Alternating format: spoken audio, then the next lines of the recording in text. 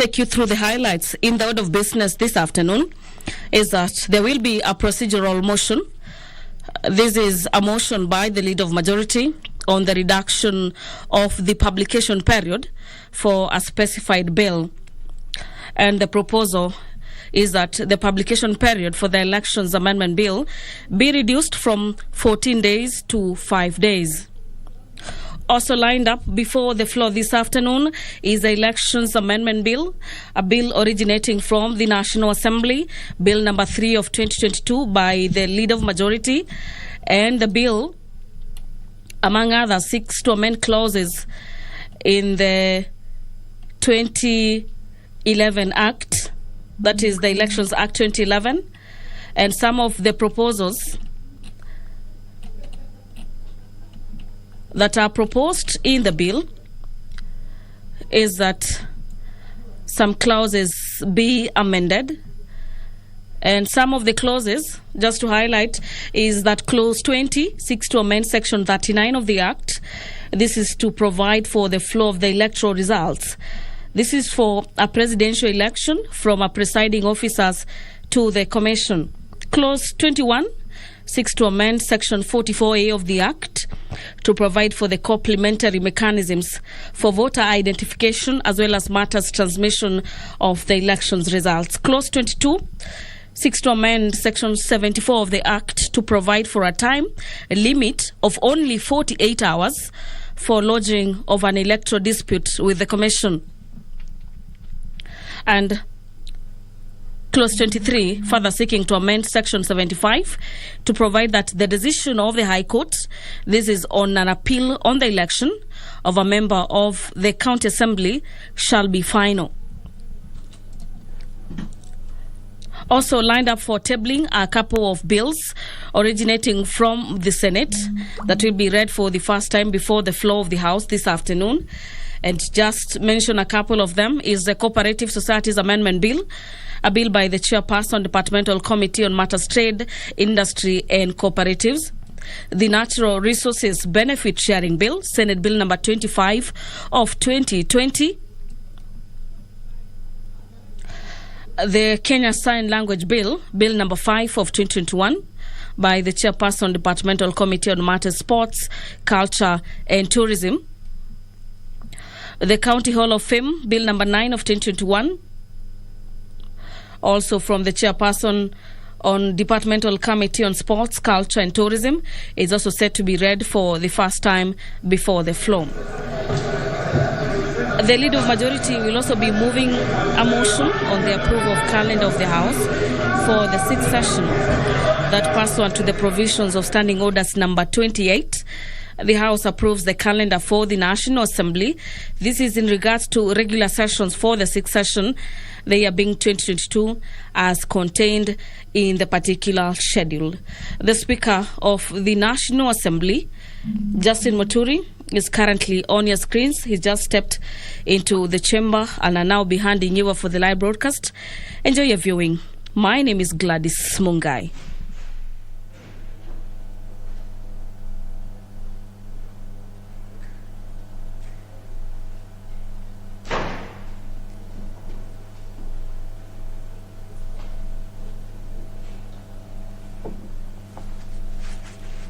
Let us pray.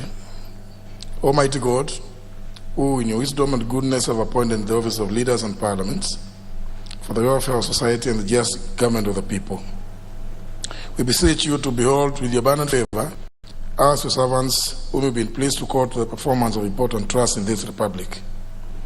Let your blessings descend upon us here assembled, and grant that we treat and consider all matters that shall come out of our deliberation in so just and faithful a manner as to promote your honor and glory, and to advance the peace, prosperity, and welfare of our country and of those whose interests are connected to our church.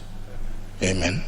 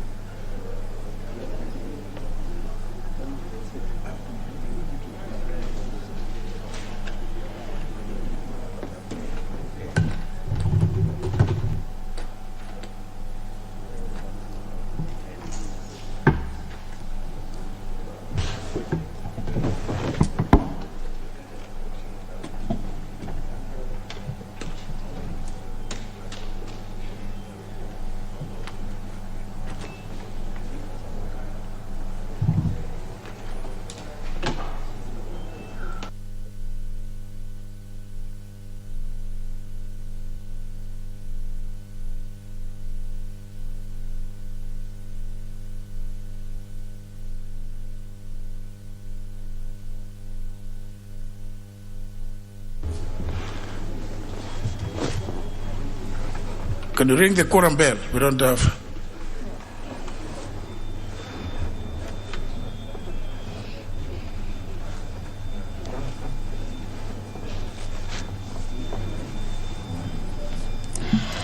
The Speaker of the National Assembly, Honorable Justin Muturi, ordering that the quorum bell be rung. This is to allow for members to access the chamber and also ensure that the House has the requisite quorum to transact business this afternoon. The Public Procurement and Asset Disposal Bill, an amendment bill number 32 of 2021, is a bill that members will be resuming debate on. Another bill that is on its second stage is a Sustainable and Waste Management Bill, a bill from the National Assembly, bill number 22 of 2021. Another highlight during this particular sixth session is a Children Bill, bill number 38 of 2021. It is a bill by the Leader of Majority, currently on the second reading, as well as the Advocates Amendment Bill, bill number 43 of 2021 by the Departmental Committee Chairperson on Justice and Legal Affairs. Those are some of the bills that members will be debating during this afternoon sitting.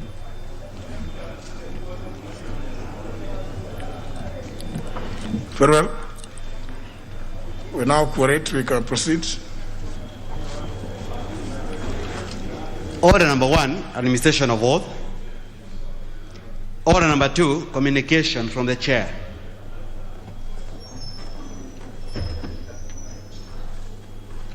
Those who are making their way in, please do so that we can transact business.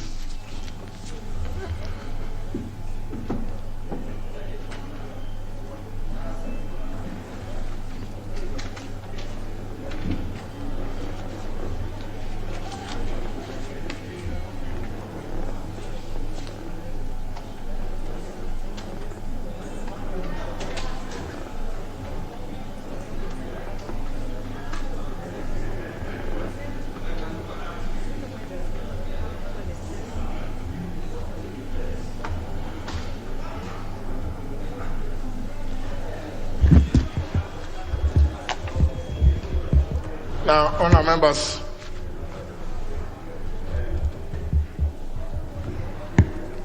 starting order number 176 relates to discharge of a member from a committee, and it provides as follows, quote, 1. A parliamentary party may discharge a member from a select committee after according the member an opportunity to be heard. 2. The parliamentary party whip of the party that nominated a member to a select committee shall give notice in writing to the Speaker of the intention to discharge a member from a select committee. 3. The Speaker shall, within 3 days of receipt of the notice under paragraph 2, inform the member of the notice. Honourable members, in this regard, I wish to report to the House that my office is in receipt of a letter dated 1st of February 2022 from the Majority Party Whip notifying that the Jubilee Party has discharged the following members from membership of the specified committees. 1. The Honourable Catherine Waruguru, MP, has been discharged from the Departmental Committee on Agriculture and Livestock, where she also served as the Vice Chairperson. 2. The Honourable William Kipkemoy Kisang, MP, is discharged from the Departmental Committee on Information, Communication and Technology, where he also served as the Chairperson. 3. The Honourable Kato Olemetito Judah, MP, is discharged from the Departmental Committee on Defense and Foreign Relations, where he also served as the Chairperson. 4. The Honourable Jafet Karek Mbiuki, MP, is discharged from the Departmental Committee on Environment and Natural Resources, where he also served as a chairperson. 5, the Honorable David Gikaria MP has been discharged from the Departmental Committee on Energy, where he also served as a chairperson. And 6, the Honorable Ali Wario MP has been discharged from the Select Committee on Regional Integration, where he also served as a chairperson. Honourable members, having perused the documents through which the Jubilee Party transmitted the decision to discharge the same honourable members, I am satisfied that the process leading to the discharge met the requirements set out in Standing Order number 176. This is because each of the 6 honourable members had been duly notified of the intended discharge by the majority party whip through notices dated 17th of January 2022 and accorded time to respond. Honourable members, pursuant to the provision of paragraph 3 of Standing Order 176, the affected members are hereby accordingly informed. The discharges take effect today, 2nd February 2022. I also direct the clerk to transmit a copy of this communication to each of the 6 members. Honourable members, as you may be aware, hitherto, this new development, the members I have mentioned held leadership positions in the respective committees. As such, by dint of Standing Order 174, subsection 3, paragraph B, the discharged members served in only one committee. In order to adhere to the standing orders, my previous communication of the 9th of June 2020 regarding membership to committees, and in order to ensure that the operations of the particular committees continue uninterrupted, I hereby direct as follows. 1, that the Clerk of the National Assembly expeditiously conducts elections to fill the resultant leadership vacancies in accordance with the procedure set out in Standing Order 179 relating to conduct of elections of chairperson and vice chairperson of a committee. And 2, that pursuant to the provision Standing Order 173, subsection 3, the Committee on Selection should expeditiously submit names to fill the vacancies occasioned by the removal of the 6 honour members from the respective committees and nominate them for appointment to other committees in compliance with my previous ruling that every member should have a fair chance to sit in at least one committee without appearing to entreat or beg any other party for a reasonable opportunity. The House is accordingly informed. I thank you, members.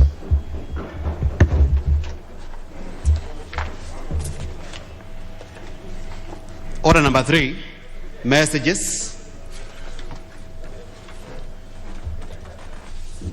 Now, member for Marakwet East, maybe you can sit if you think you are still in the bush. Because I see you looking up around as though you are in some unfamiliar territory.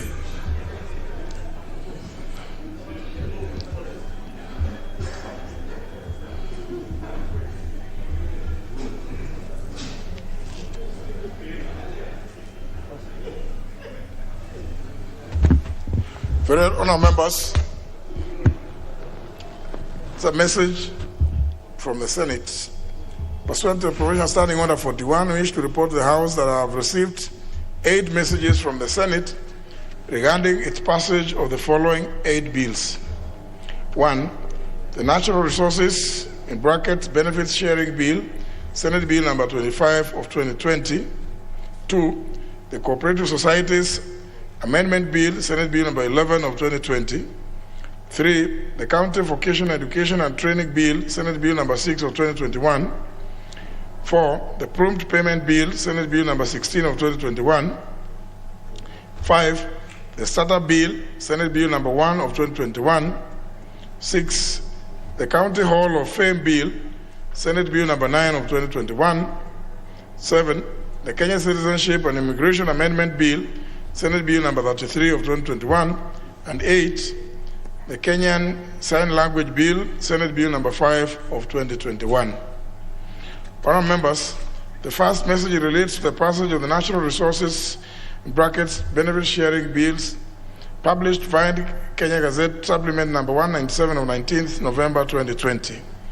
The bill seeks to establish a system of benefit sharing in natural resource exploitation between resource exploiters, the national government, the county governments, and the local communities.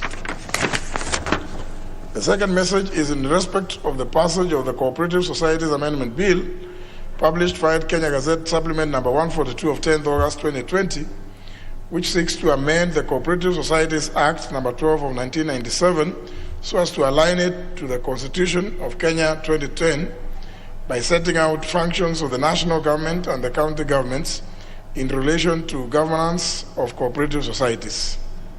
The third message relates to the passage of the County Vocational Education and Training Bill, which was published via Kenya Gazette Notice Supplement number 26 of 8th March 2021.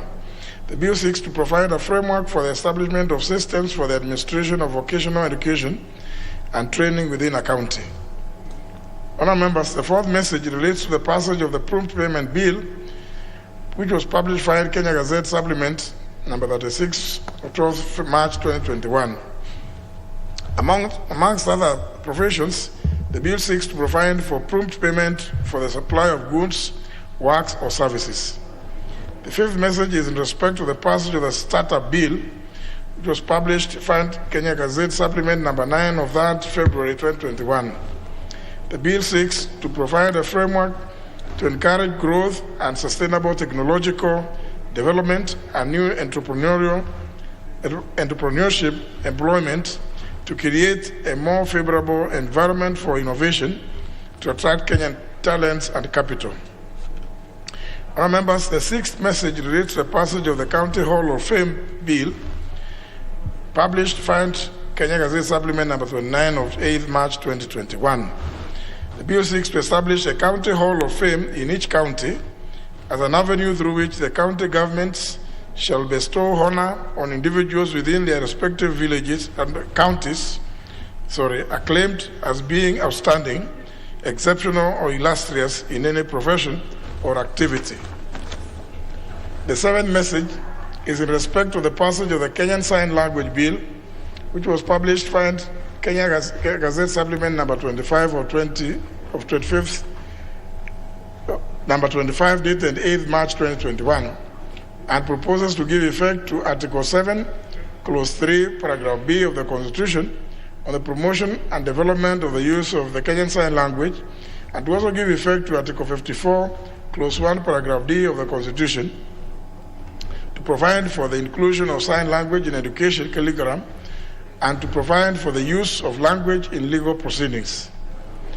Honourable members, the last and eighth message relates to the passage of the Kenyan Citizenship and Immigration Amendment Bill, published via Kenya Gazette Supplement number 96, dated 12th of May 2021, which seeks to amend the Kenyan Citizenship and Immigration Act. Honourable members, having considered and passed the 8 bills, the Senate now seeks the concurrence of the National Assembly on each of the bills. The standing orders require the Speaker to cause a bill received from the Senate to be read the first time upon the conference of this message. In this regard, you will notice that the 8 bills have been listed for first reading in the order paper for this particular sitting. After being read the first time, the bills will stand committed to respective committees as follows. 1. The Natural Resources Benefit Sharing Bill will be committed to the Departmental Committee on Environment and Natural Resources. The Cooperative Societies Amendment Bill will be committed to Committee on Trade, Industry and Cooperatives. The County Vocational Education and Training Bill will be committed to the Departmental Committee of Education and Research. The Prompt Payment Bill will be committed to the Departmental Committee on Finance and National Planning. The Startup Bill will be committed to the Departmental Committee on Communication, Information and Innovation. The County Hall of Fame Bill will be committed to the Departmental Committee on Sports, Culture and Tourism. The Citizenship and Immigration Bill will be committed to the Departmental Committee on Administration and National Security. Our members, the reports of the respective committees shall guide the House with respect to the next stages and prioritization of the said bills. I therefore request the committees to prioritize the 5 Senate bills in their respective agenda. I thank you, honourable members. Order number 4, petitions. Order number 5, papers.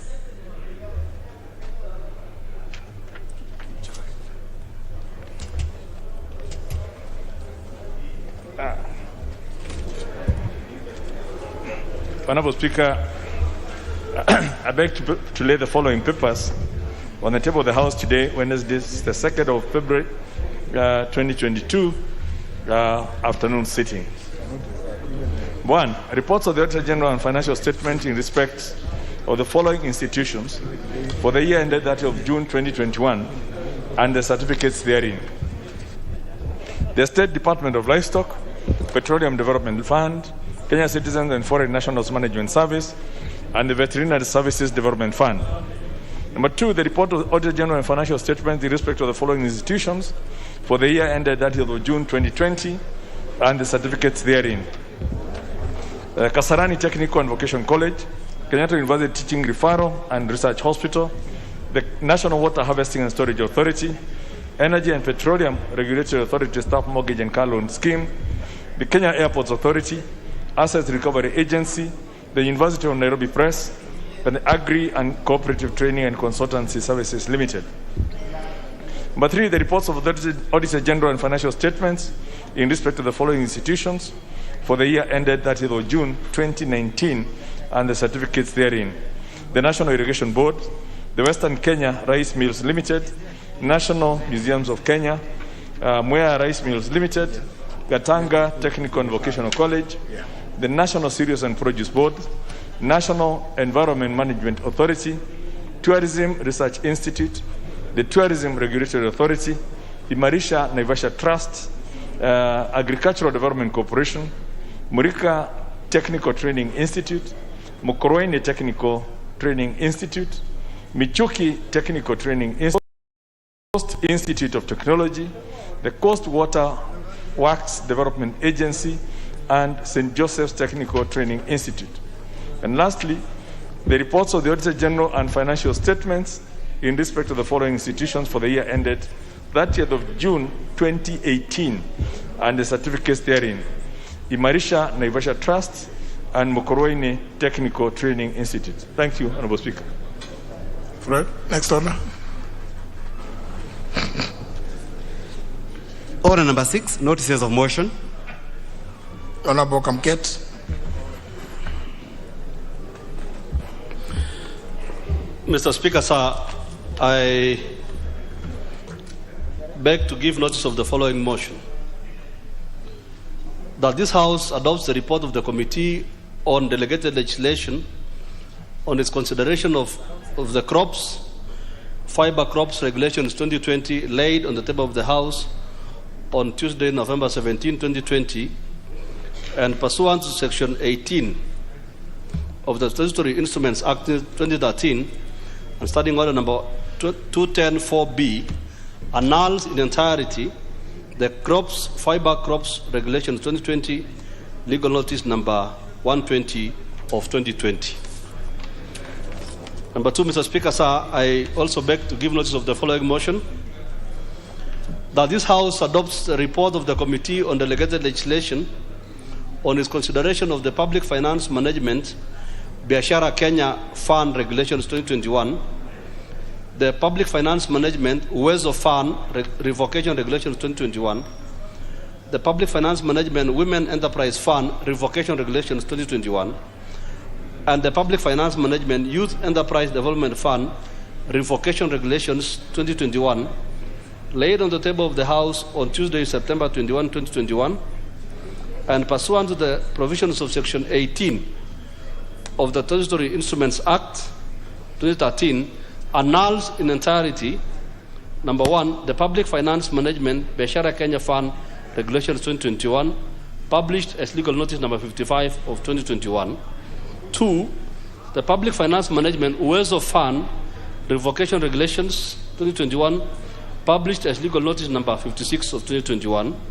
3, the Public Finance Management Women Enterprise Fund Revocation Regulations 2021, published as legal notice number 57 of 2021. And finally, the Public Finance Management Youth Enterprise Development Fund Revocation Regulations 2021, published as legal notice number 58 of 2021. I thank you. Well, next order. Order number 7, questions and statements. It's a member, it's the Honorable Shadrach Mose. Honorable Shadrach Mose. Thank you, Honorable Speaker. I have a request for statement and inquiry of Parliament with regard to the Nairobi Expressway. Honorable Speaker, pursuant to the provisions of Standing Order 42(2)(c), I rise to seek for a statement regarding the security of the institution of Parliament in light of the current design of the Nairobi Expressway. Honorable Speaker, I wish to draw the attention of honorable members of this House to the design of the Nairobi Expressway at the section between the junction of Erisrasi Avenue, Uhuru Highway, and the Intercontinental Hotel. Honorable Speaker, by its very nature, Honorable Speaker, Parliament is a key national institution that requires strategic security considerations. To begin with, Parliament is the only place where senior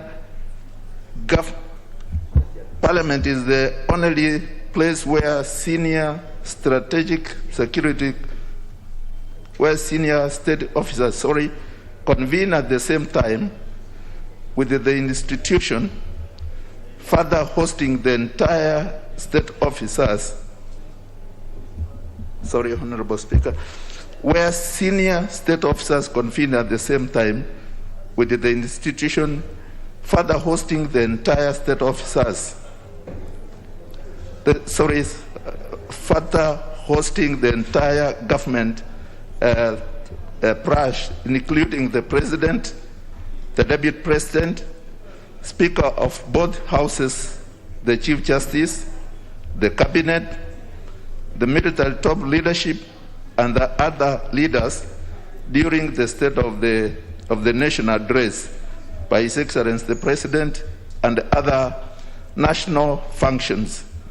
In addition, presidents and heads of state of various countries visit the mausoleum within parliamentary precincts as part of high-level diplomatic programs. In view of these concerns, Honorable Speaker, considerable security arrangements ought to be accorded priority and forethought when executing infrastructural developments near Parliament precincts. This is indeed the practice in the United States Congress, the UK Parliament, and in virtually all parliaments worldwide. Whereas we are not opposed to the Nairobi Expressway, given its huge economic potential to the country, and are at the same time not seeking for a deviation of the aforementioned section, I nonetheless seek your indulgence to invoke Standing Order 218(2) and direct the Departmental Committee of Administration and National Security and the Departmental Committee on Transport, Public Works, Housing to urgently inquire into the matter in order to, 1, verify the security arrangements, if any, that have been incorporated into the design of the Nairobi Expressway with regard to parliamentary precincts encompassing the junction of Erisrasi Avenue, Uhuru Highway, and the Intercontinental Hotel. 2, involve relevant stakeholders, including the Ministry of Interior and the Coordination of National Government, the Ministry of Transport, Infrastructure, Housing, Urban Development and Public Works, and the project contractors in building consensus on effective interventions and solutions to the aforementioned security concerns, including the possibility of constructing a reinforcement at the affected sections of the expressway. 3, require the two committees to jointly report back to the House within 21 days on the findings of their inquiry and the measures taken by the National Executive with regard to this concern. I thank you, Honorable Speaker. Well, Honorable Pukose, what is I can see you are raising your hand up, and I thought you knew the. Thank you, Honorable Speaker. Honorable Speaker, the matter which has been raised by the Honorable Member is actually I was listening very keenly, and this is very key, because in view of the current situation where we are facing terrorism, you know the expressway is actually above the Parliamentary building, and somebody can come and with a bazooka hit Parliament. Actually, I think that's a very critical matter that this House needs to put a lot of seriousness in addressing it, so that Parliament is actually secure and we can be able to transact business here without any fear of any threat. So I think it's a very weighty matter that we need to have it looked urgently as the construction is going on, so that, if possible, a perimeter wall can be put to make sure that the state of security is actually maintained, and even have GSUs patrol or placed strategically within that way, so that the place can be secure and protected. Thank you, Honorable Speaker. Dr. Makali Mulu, you want to say something on this?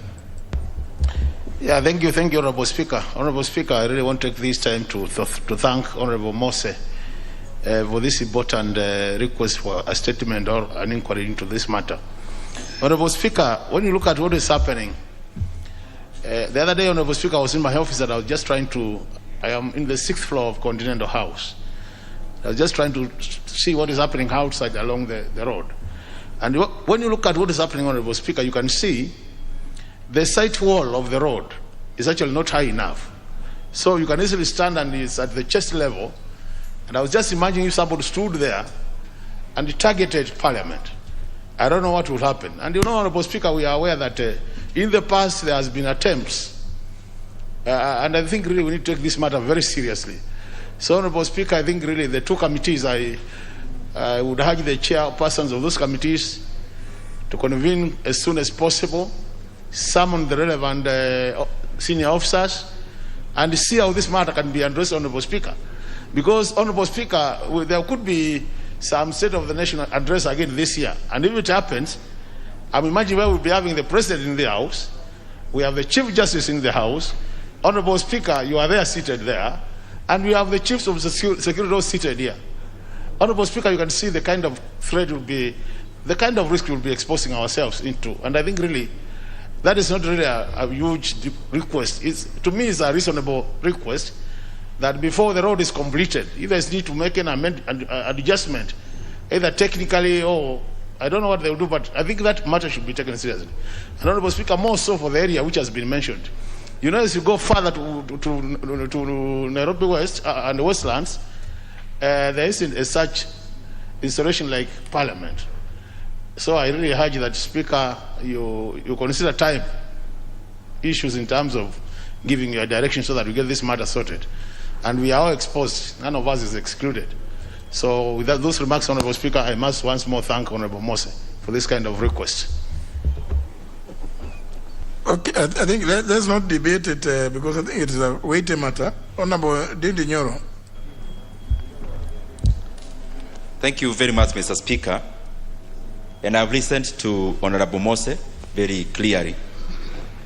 But, Mr. Speaker, I am of a slightly different view, because when we talk about the expressway, and especially the concern is around the height and the location of Parliament, whereas I agree with the sentiments of the Honourable Member insofar as the House is concerned, and especially when we are hosting high-level delegates, Mr. Speaker, and especially when there are many of them, and in terms of the pecking order of this country. But also, Mr. Speaker, this is the House that we should also be making laws in regards to the entire security of the nation. And I believe the genesis of the security of Kenya is not around building perimeter walls, neither is it around isolationism, Mr. Speaker. It is about having the security within the country, Mr. Speaker. That's the same way we go to other countries. The kind of screening we go through when, for example, we are going through malls in Kenya may not necessarily happen in other countries. Because within their borders, they first make sure that security is present. And therefore, Mr. Speaker, I don't believe security can be guaranteed by being isolationist, Mr. Speaker. It is by making sure that our country within our borders is safe, and therefore, when Kenya is safe and every other Kenyan is safe, we may never actually have to mind about being isolated in some corner. And the same analogy, Mr. Speaker, even when we go to other developed countries, like the US or even the UK, the kind of neighborhoods we see in Kenya, where everyone is building high walls, and especially stone walls, Mr. Speaker, we don't find them there, Mr. Speaker. Now, the debate you are engaging in is an extremely general one, and I don't know where you are headed. You are headed to Kiharu, apparently. I'm concluding. Please conclude, because you are lost. I'm concluding, Mr. Speaker, because I don't think there is any security threat by having the highway here, even with its elevated stature, because our concerns should be very well now. I mean, you can see you talked about having been to some countries. I don't know whether you actually checked in those countries. You speak like somebody who has not visited some of those places. Surely, Honorable Ndidi Nyoro, I think I should actually go out of my way to sponsor you. You might have earned yourself a trip to some of those places so that you can go and come back with better information. So, anyway, the Honorable Ndidi Nyoro, you might have earned yourself a trip. Let me hear from the chair of National Security Committee, please. I think the issues raised in that request are weighty. It is good that we come and hear from the experts who will appear before you, so that we don't get convoluted by the Honorable Ndidi Nyoro, who I will be sponsoring to some place, so that he can come up, give us a good report. But maybe it's good to get some expert opinion on this. Honorable Mwadi.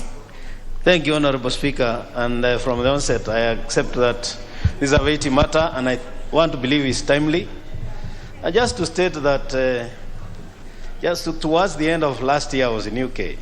I was actually next to Parliament, and I could see the kind of barriers that they have put because of the security threat that there was. And in fact, one time, there was a suicide bomber who had tried to get into Parliament and was stopped by those barriers. So I think it is a concern that is legitimate. I don't know whether there is any other part in UK which is not secured, especially those important buildings, as alluded to by one member. But the truth of the matter is that it's a weighty matter. We cannot give solutions here. I think the best thing, Honorable Speaker, can do is engage the two agencies, that is Works and Security, and bring a comprehensive report that is formed by technical advice from those who have who are experts in the area. So, Honorable Speaker, as requested for by Honorable Mose, we will endeavor to bring a report within 21 days. Thank you. Very well, please. And I think for the time being, since I don't see your counterpart, the chair of transport, please take the lead, Honorable Mwadi. Take the lead. Get those people in the Ministry of Interior and Ministry of Transport, so that at least together you can, I'm sure you'll be able to get something that is professional.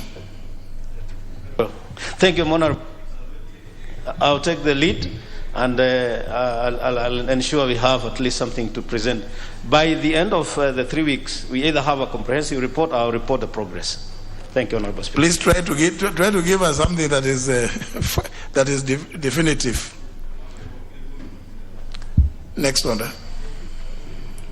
Order number 8, procedural motion, reduction of publication period for specified bill. Leader of Majority. Honorable Speaker, I beg to move the following procedural motion, that notwithstanding the provisions of Standing Order number 120, this House resolved to reduce the publication period of the Elections Amendment Bill, being National Assembly Bill number 3 of 2022, from 14 days to 5 days. 5 days. Honorable Speaker, this bill was published on the 28th of January, and it's a bill that is time-bound. It may have implications on the election that we are preparing for. There's been lots of debates on this matter. You may remember, members, Mr. Speaker and members, that we had issues even with the chair of the IEBC constantly referring to some electoral laws that are yet to be passed by Parliament, and we actually didn't have a bill in the House. All that discussion was taking place outside because there were drafts, there were intentions, but this is the first time all those intentions have been captured within a bill which was published last week and is now 5 days old. And much as we were expected to have the bill running for 14 days, I just want to draw the attention of the House that this was before the introduction of the public participation, where it was anticipated a bill will be published.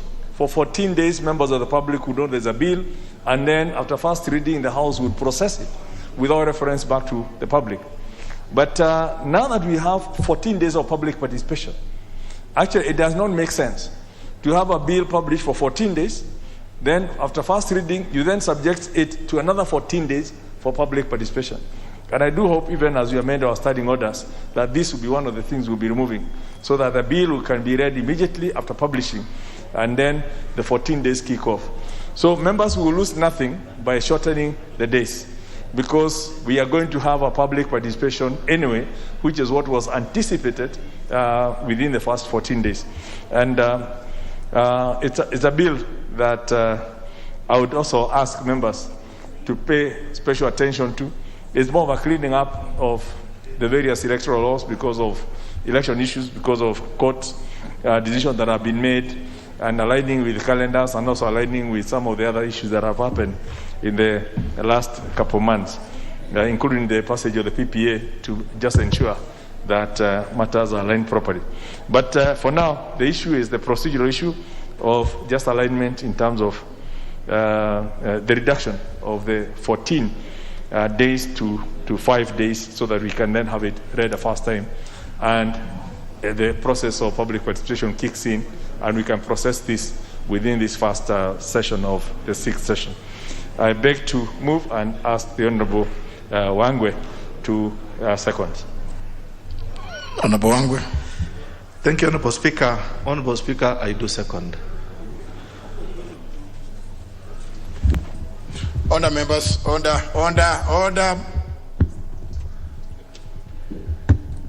I propose the question, which is that notwithstanding the provision of Standing Order 120, this House resolves to reduce the publication period of the Elections Amendment Bill, National Assembly Bill number 3 of 2022, from 14 days to 5 days. So the House that I put the question, which I hereby do. I put the question, which is that notwithstanding the provision of Standing Order 120, this House resolves to reduce the publication period of the Elections Amendment Bill, National Assembly Bill number 3 of 2022, from 14 days to 5 days. Will as many as that opinion say aye? Aye. As many as contrary opinion say nay? Nay. The nays have it.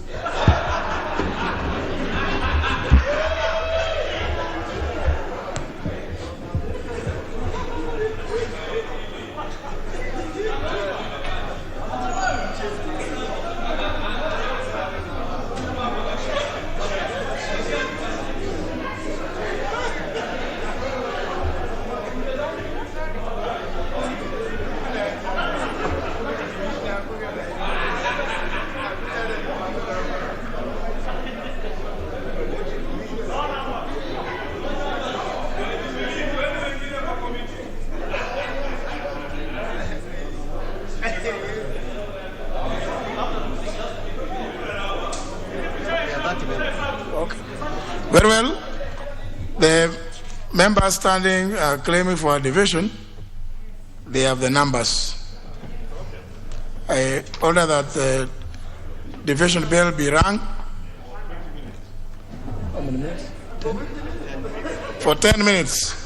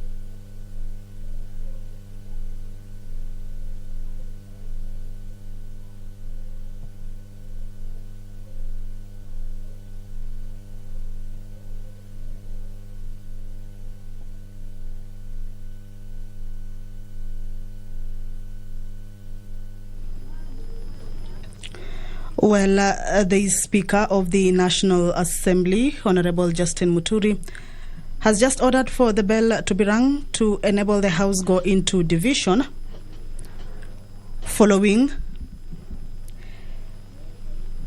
a rejection on the reduction of a number of days for the publication period of the Elections Amendment Bill, Bill number 3 of 2022, whereby, according to a procedural motion moved by the Leader of a Majority, Honorable Amos Kimunya, requested that the period of the publication for a specified bill be reduced from 14 days to 5 days. Initially, the bill, once published, would go for 14 days, then read for first time, then again taken for public participation another 14 days. But according to Honorable Amos Kimunya, is that just to reduce on the time a specified bill, which in this case is the Elections Amendment Bill, National Assembly Bill number 3 of 2020, that the period be reduced from 14 days to 5 days, and that the bill be read immediately after publishing, then 14 days for publication. But when the Speaker asked, or rather put the motion to question on whether members are in agreement to that procedural motion moved by Leader of Majority, the nays had it. Those who are against the reduction of the number of days had it, thereby forcing the Speaker to call for division to see which side carries the day, whether they will be able to agree to reduce the number from 14 days to 5 days, or retain it at 14 days, that when a bill is published, be read after 14 days, then another 14 days for public participation, especially for this particular bill, the Elections Amendment Bill, National Assembly Bill number 3 of 2022, which has been moved by the Majority Party Leader and is meant to be read for the first time on the floor of the House this afternoon. It is one of the bills on the order paper that is lined up for tabling this afternoon. This bill was meant to be read for the first time.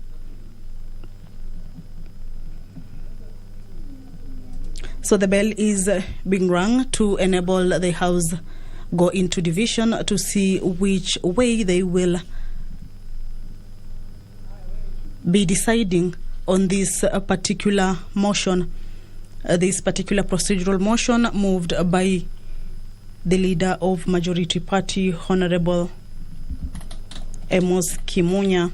Basically, this particular bill seeks to amend the Elections Act 2011.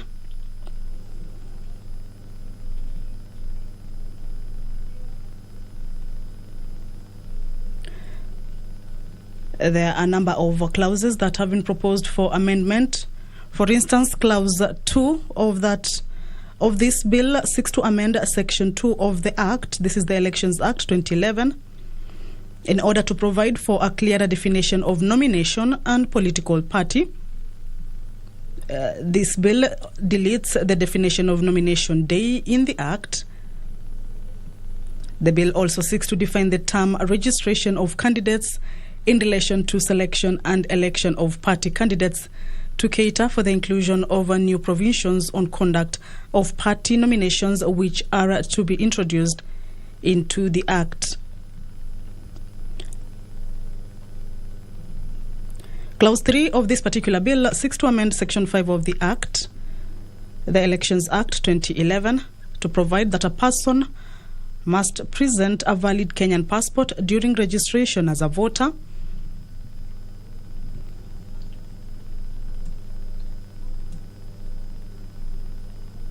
Clause 5 of this particular bill seeks to amend Section 7 of the Act, the Elections Act 2011, to provide for qualification for transfer of registration. These are some of the amendments that have been forwarded, or rather meant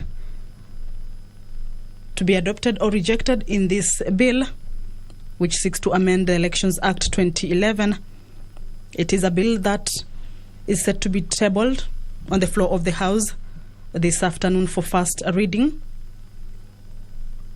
But what is currently happening is that the proposal to have the period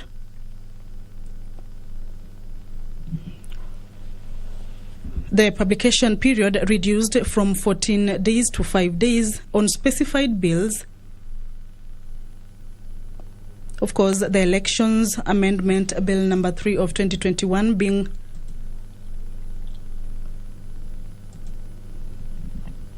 one of the bills that seeks to benefit from this move, seeks to reduce the numbers of 14 days to 5 days for the bill to be read immediately once published, then 14 days for public participation. This is a procedural motion that has been moved by the leader of a majority. So a look at the bill, the key clauses that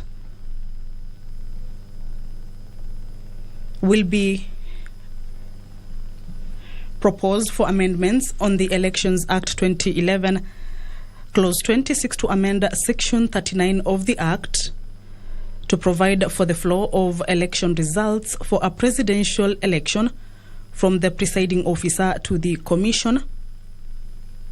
Clause 21 of the bill seeks to amend Section 44 of the Act to provide for complementary mechanisms for voter identification and transmission of election results. Clause 22 is also one of the key clauses in the amendments proposed in this bill, and seeks to amend Section 74 of the Act to provide for a time limit of 48 hours for lodging an electoral dispute with the Commission. Clause 23 of the bill seeks to amend Section 75 of the Act to provide that the decision of the High Court on an appeal on the election of a member of a county assembly shall be final. The bill has 23 clauses and seeks to amend Elections Act 2021. However, what is happening at the floor of the House currently is that a division bell has been rung for members to make a decision on whether a procedural motion to have the publication period on specified bills to reduce the days from 14 days to 5 days, whether members will agree to that or object already. When the question was put, a section of members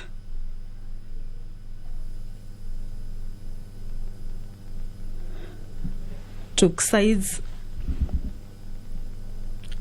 some are agreeing to it, some objecting to it, forcing the Speaker to call for the division bell to be rung.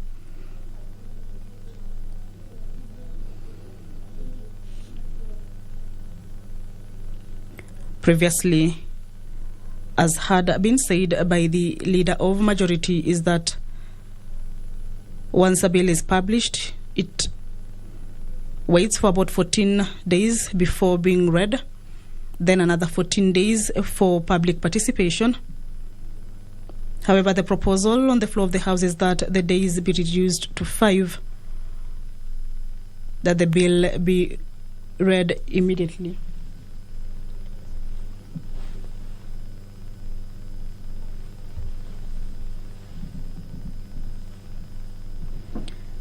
That the bill be read immediately after publishing, then 14 days for public participation. Members, of course, lobbying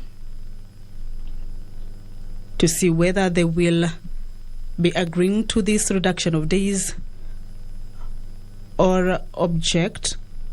But it is a bill that is meant to be read for the first time on the floor of the House. A bill that seeks to amend Elections Act 2022. I beg your pardon, 2011.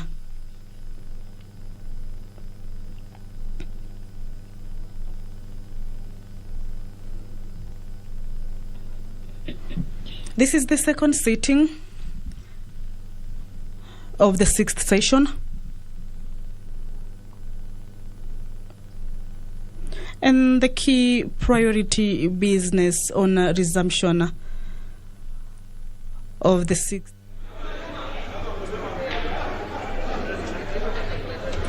Other members.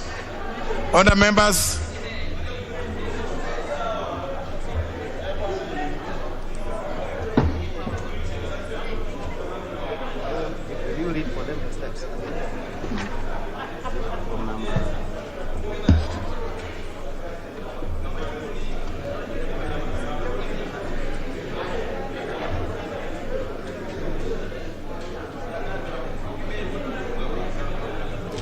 Very well, honour members. I think this we can finish very quickly. Eh? So, honour members, I will put the question. I'll put the question again, which is that notwithstanding the provision of standing under 120, this House resolves to reduce the publication period of the Elections Amendment Bill, National Assembly Bill number 3 of 2022, from 14 days to 5 days.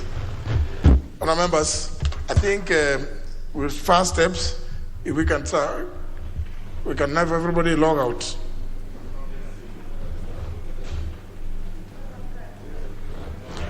Log out. If you have not can't, you blame yourself. I'm not going to. You know, I can't be babysitting adults, grandmothers and grandfathers. I mean, you know, it's only fair. I mean, why do you come without your card? How is it that I don't forget mine? How is it that I don't forget mine?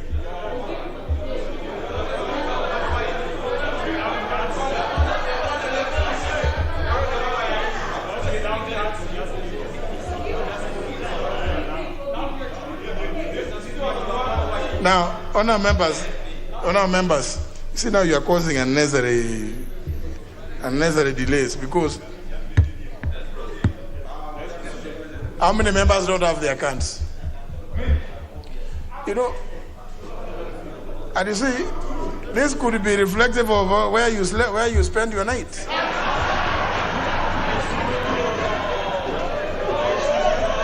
It may have a bearing.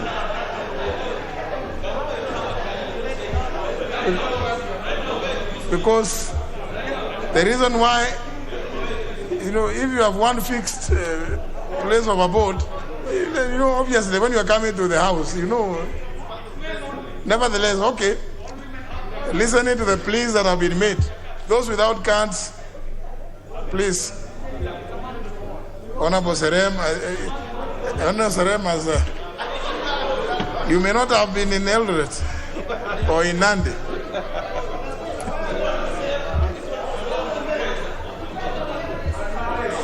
Only men. Only men pay us night out. The Honorable Mutai, the Honorable pay us night out. Hillary Kosgei. This must be Osoro, is it? Honorable Osoro. You also did not. Honorable Fatuma Gedi. You also don't have your card. Honorable Rachel Nyamai. I thought the person who shouted loudest about not having card, the Honorable Sophia. You have. So you are screaming to help others. Okay. Honourable members, then the following members have not logged out. Honourable Rono, member of Okeyo South. Honourable Wangari Mwaniki, Kegumo. Honourable Mwadime, Andrew. Honourable Mutida Mule. Please.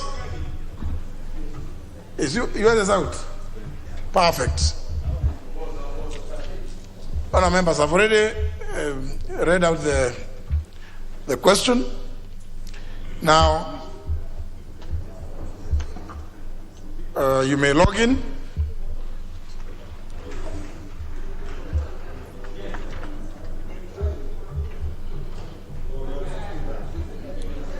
Honourable members, you have all logged in. Yes, I'm having challenges of logging in. You have all logged in, honourable members? No, honourable members, sorry, Honourable Pugose, please. Have we all logged in?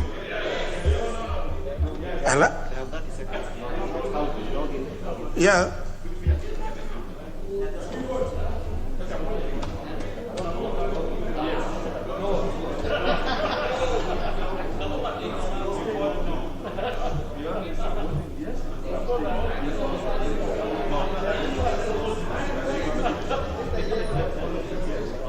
Honourable members, the time, 10 seconds.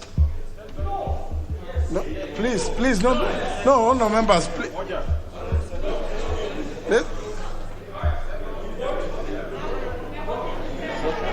Vote now. Vote now. Vote now.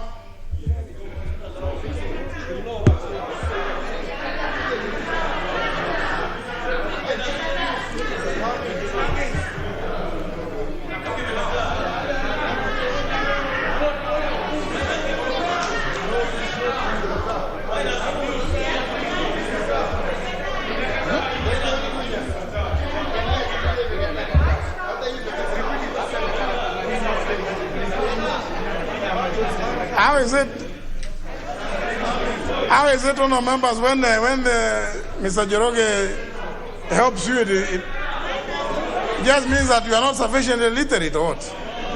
Huh? The machines. You're not accepting. Huh? It's not working.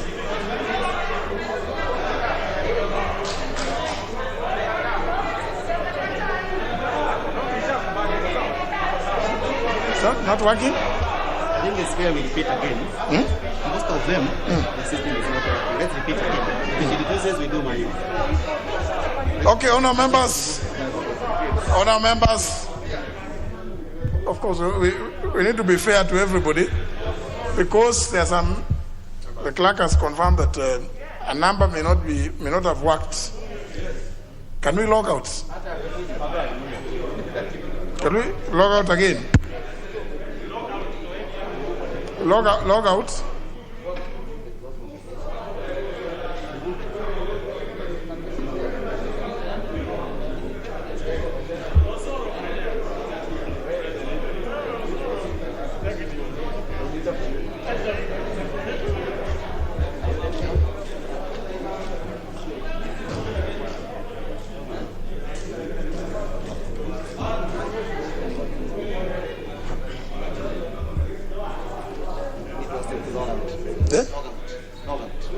But has everybody logged out?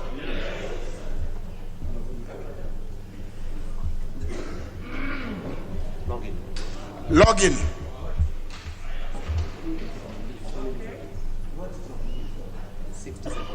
$60 seconds. You can press the microphone button twice. Press the microphone button twice. Press the mic button twice.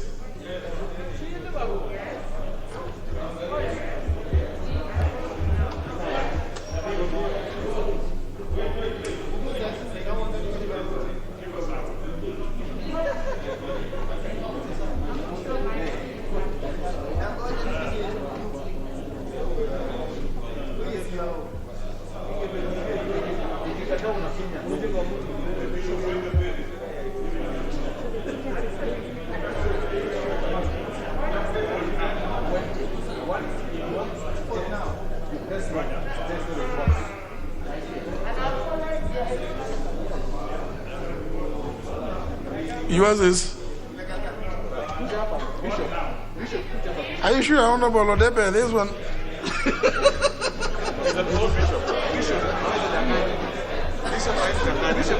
Honorable Odebe, this one is not from Turkana Central.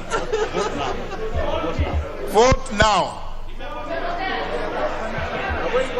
It's lost.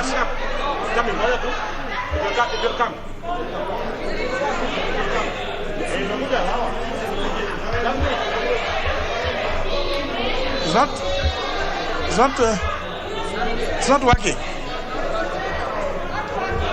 Okay, honourable members. Now that it's confirmed, I think by several of you that the system is not working, we have no option but to do manual. So if even the ones who may not have come from their usual place of abode, join the rest.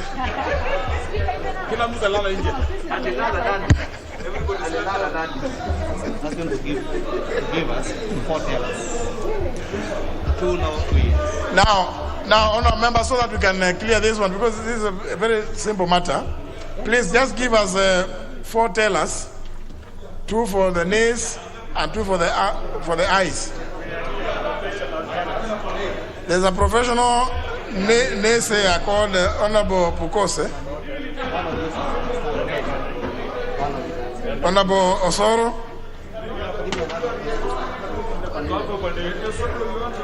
I am in the name. One of the ayes. There are 3. One here must. One of you must.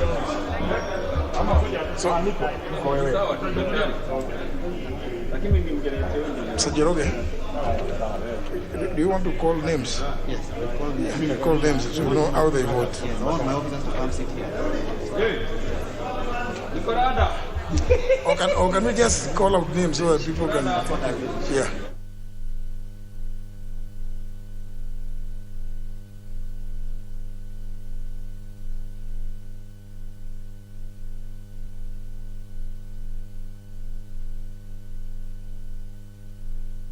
Knowing how you are voted, isn't it? Yes. So, to make it a little faster, we'll ask the clerk to call out the names.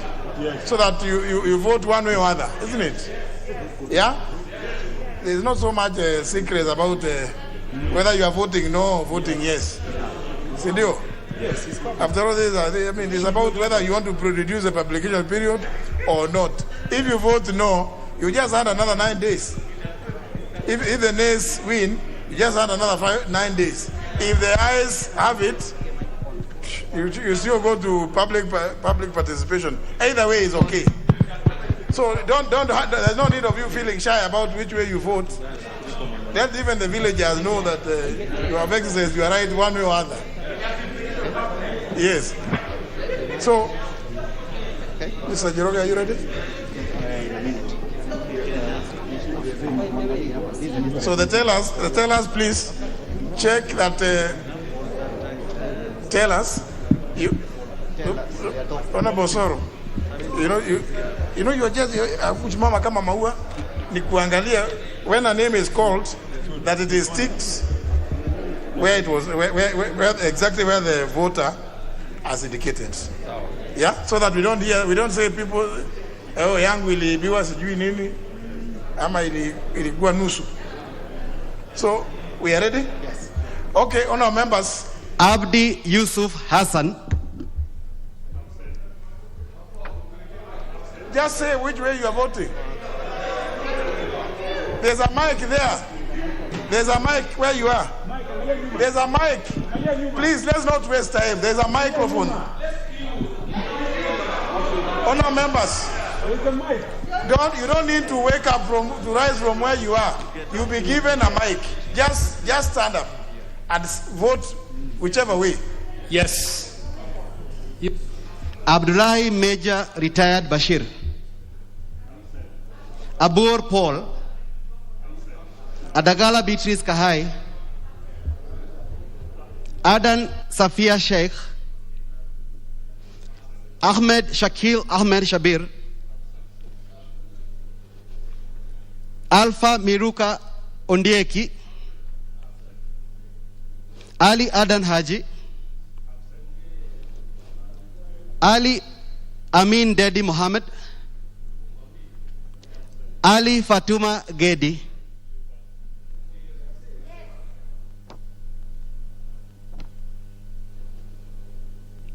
Ali Sharif Adman.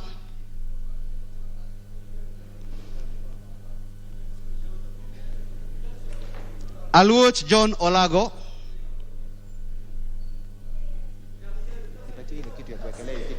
I vote yes. Amin Rashid Kasim. Amolo Dr. Otiende. Angatia Ayub Savula.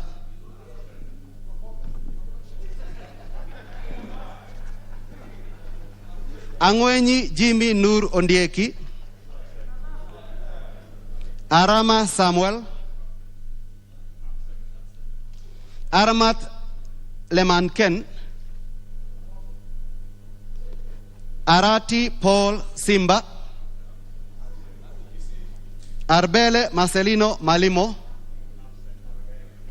Atandi Samuel Onunga. Babu Oino Paul Ongili. Badi Twalib.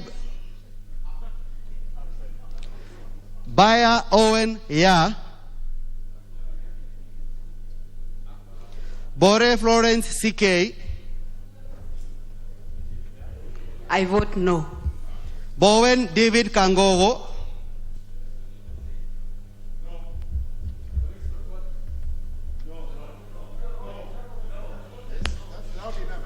Bunyasi Sakwa John. Buyu Rosa Akinyi. Chabaibai Jane Jebkoril Kipto. Cheboy Moses Kipkemboy. Chege Maito Sabina Wanjiro. Chepkoech Joyce Korir. Chepkut William Kamuren.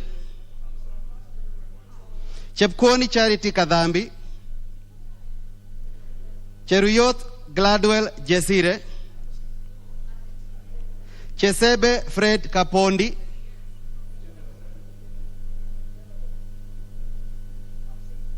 Chumel Samuel Moroto,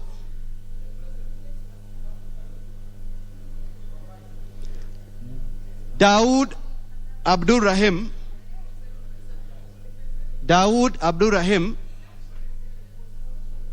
Duale Aden Bare, Duale Mohamed Dahir, Ekomwa James Lomenen, Emanikor Joyce Akai, Gal Ahmed Bashane, Gachagua Rigathi, Gachobe Samuel Kinudia,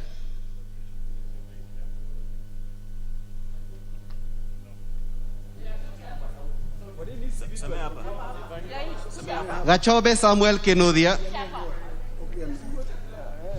I vote no. Gakuya James Mwangi. I vote no. Gakuya Masiwanjiko. Ganya Francis Chachu.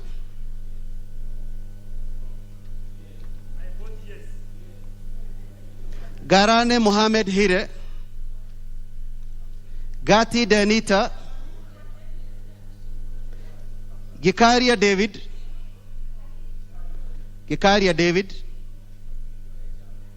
Gimose Charles Gumini, Gitao Faith Wairimo, Githenji Robert Gichimo, GK George Macharia Karaoke, Gogo Lilian Achieng,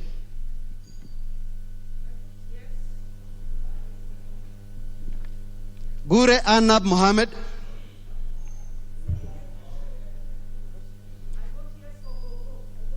Guyo Ali Wario,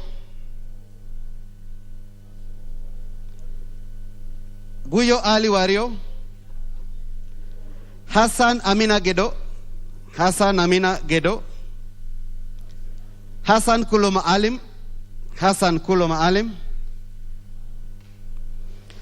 Omar Mohammed Maalim, Hassan Rehema,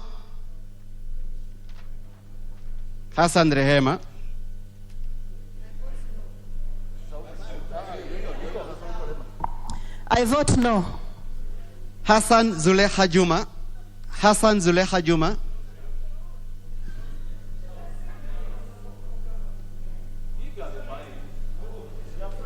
I vote yes. Heribaye Said Buya,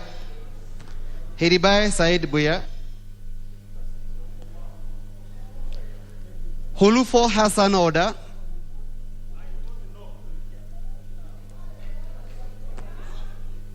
Ibrahim Abdi Mude, Ibrahim Ahmed Abdisalan, Ibrahim Nasri Sahal, No. Ichongwa Anthony Kimani, Ijendi Moses Malulu, I vote no. Iringo Cyprian Kubai,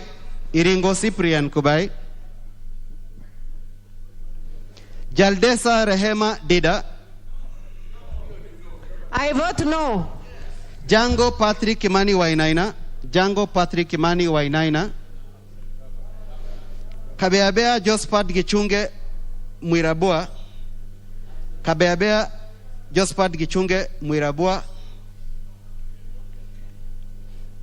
Kajoang Francis Tom Joseph,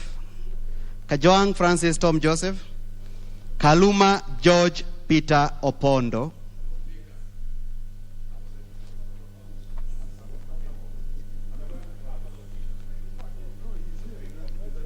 Commander Maina,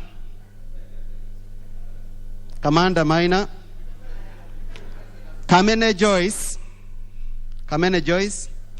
Kamket Kasait William,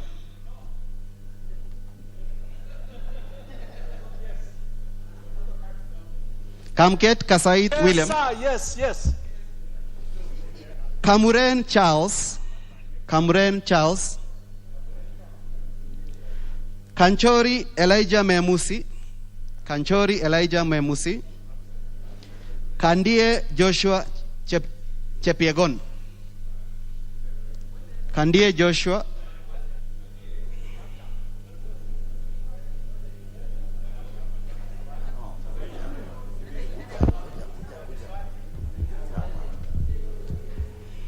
I vote no. Kanyi Charles Jagua. Kanyi Charles Njagua. Kasalu Irene Modoni. Kasalu Irene Modoni. Katana Aisha Jumwa Karisa. Katana Aisha Jumwa Karisa. Katana Paul Kahindi. Katana Paul Kahindi. Kaunya Edward Oku. Kaunya Edward Oku. Kega Madenge James Kanini. Kega Madenge James Kanini. Keter Alfred Kipto. Keter Alfred Kipto. Keter Gideon. Keter Gideon.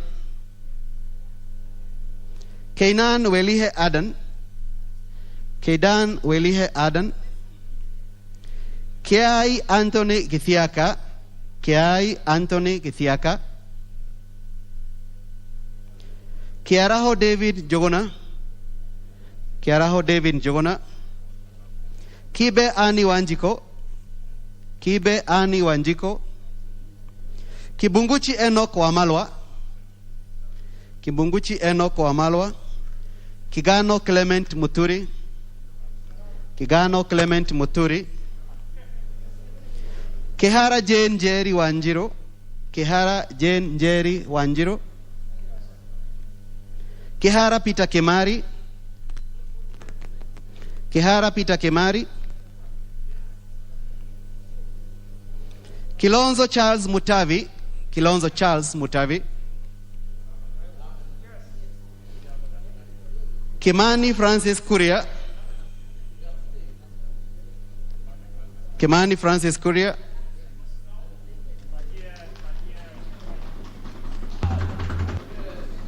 Kimilu Joshua Kivinda.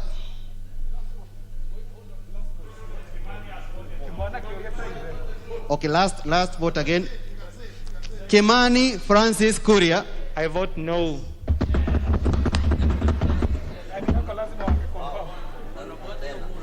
Kimilu Joshua Kivinda. Kimilu Joshua Kivinda. Kimunya Amos Muhinga. I vote yes. Kingara Simon Nganga. Kingara Simon Nganga.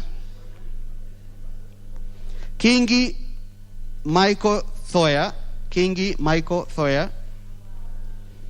Kingola Patrick Macau. Kingola Patrick Macau. Kioni Jeremiah Ngayo. Kioni Jeremiah Ngayo. Kibiwot Julius Meli. Kibiwot Julius Meli.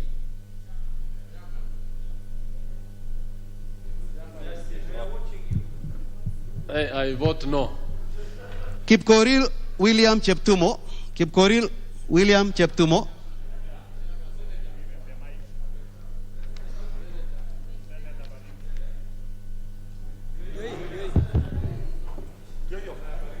I vote no. Kipkosgei Joseph Tonui. Kipkosgei Joseph Tonui. Kipiegon Johanna Ngeno.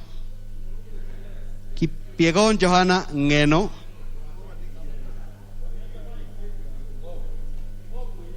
Hapa Mike. Anaitwa Ngong mwenyewe. I vote no. Kirima Moses Nguchine. Kirima Moses Nguchine. I vote no. Kisang William Kipkemoi.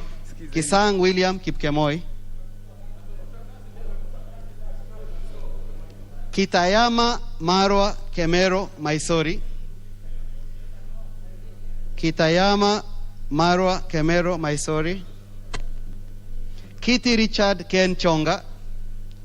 Kitty Richard Ken Chonga, Kivai Ernest Ogesi, Kivai Ernest Ogesi, Koech Nelson, Koech Nelson, Kogo Wilson Kipngetich, Kogo Wilson Kipngetich, Conchela Gideon Sitelu, Conchela Gideon Sitelu, Cones Beatrice Pauline Cherono, Cones Beatrice Pauline Cherono, Correre Sara Paolata, Correre Sara Paolata, Coril Generali Nixon Kiprotich,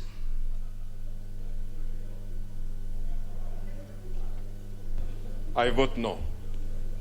Koros Kipsengeret, Koros Kipsengeret, Kosgei Hilary Kiplangat, Kosgei Hilary Kiplangat, I vote no. Kosgei Alexander Kimutai Kigen, Kosgei Alexander Kimutai Kigen, Kositani Caleb Kipkemei, Kositani Caleb Kipkemei, Koske Gideon Kimutai, Koske Gideon Kimutai, No. Kosgei Dominic Kipkoech, Kosgei Dominic Kipkoech, Koi John Waluke,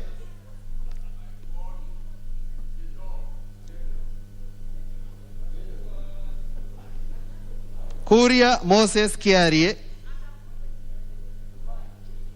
Lekumontare Lentoi Johnny L. Jackson, Lekumontare Lentoi Johnny L. Jackson,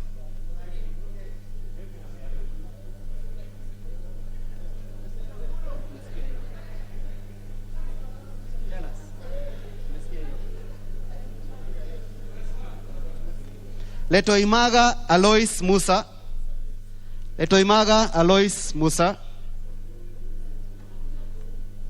Leonard Yegon Brighton,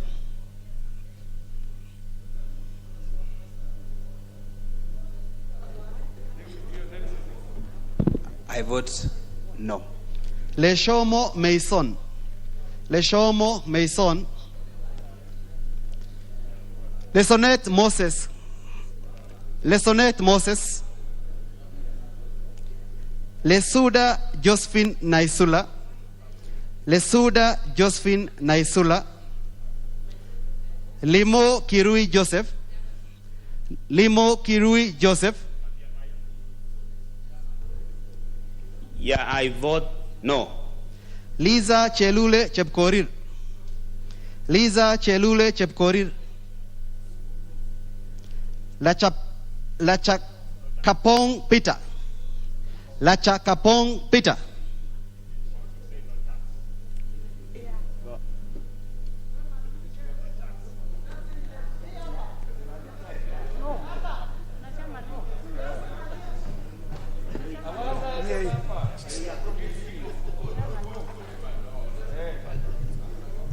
No. Lomurukai Jeremiah Ekamais, Lomurukai Jeremiah Ekamais, Lomunkol Mak, Lomunkol Mak, Luyai Kale Bamisi, Luyai Kale Bamisi, Mbaya Justus Gesito Mugali, Mbaya Justus Gesito Mugali, Manzo Daniel Kitonga, Manzo Daniel Kitonga,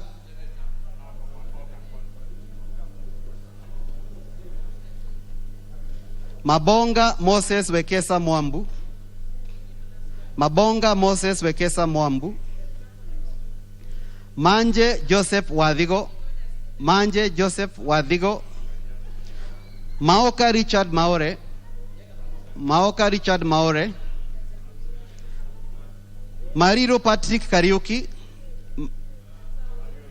Mariro Patrick Kariuki,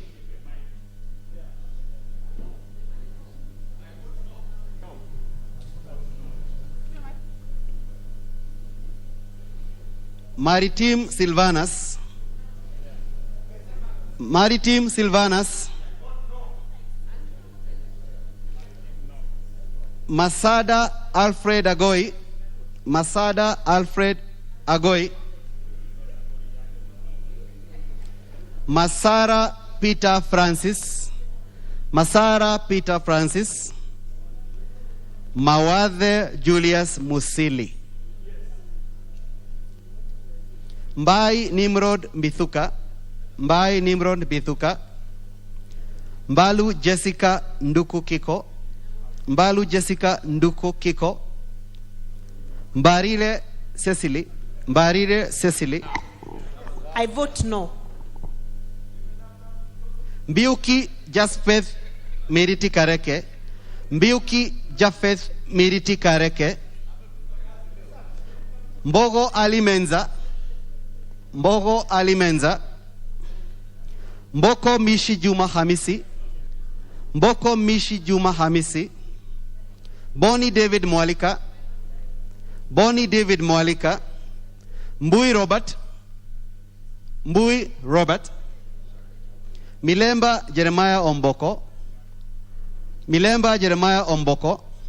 Mishra Shwarip Ranjan. Mishra Shwarip Ranjan. Mizigi Lydia Haikam Nene. Mizigi Lydia Haikam Nene. Mlolwa Jones Mwangogo. Mlolwa Jones Mwagogo. Mogaka Vincent Kemosi. Mogaka Vincent Kemosi.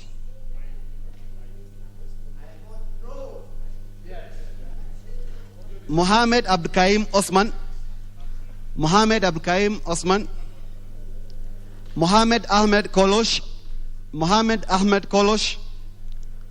Mohammed Asha Hussein. Mohammed Asha Hussein. Mohammed Ali. Mohammed Ali. Mohammed Lokiru Ali. Mohammed Lokiru Ali. Mohammed Mohamud Sheikh. Mohammed Mohamud Sheikh. Moi Kipruto. Moi Kipruto. Momani Ben George Orori. Momani Ben George Orori. Momani Jerusha Mongina. Momani Jerusha Mongina. Mose Shadrach John. Mose Shadrach John. I vote no. Muchene Halima Yusuf.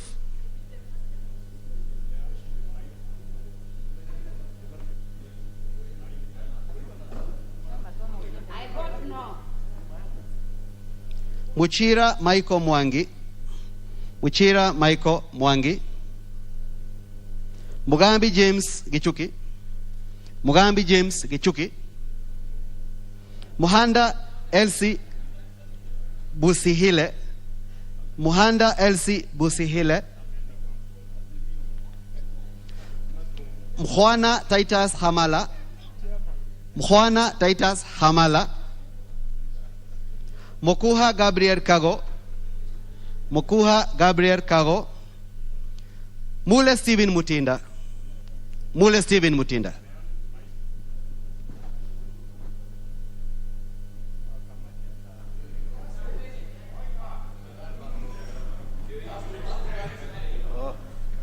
I vote yes. Muli Fabian Chule. Muli Fabian Chule. Mulu Benson Makali.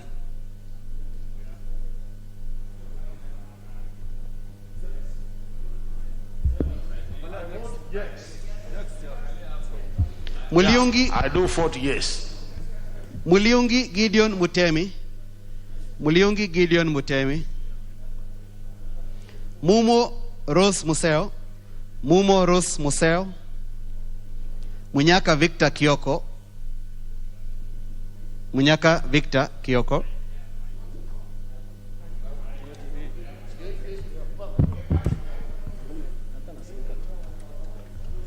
I vote no. Murgo James Kipkosgei. No.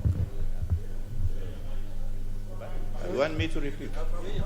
I vote no. Murugara George Kitonga. Murugara George Kitonga. There you are. I vote no. Murungi Kadhuri. Murungi Kadhuri. Musao Vincent Musioka. Musao Vincent Musioka. Musimba Patrick Mweu. Musimba Patrick Mweu. Mutai Jafeth Kiplangat. Mutai Jafeth Kiplangat.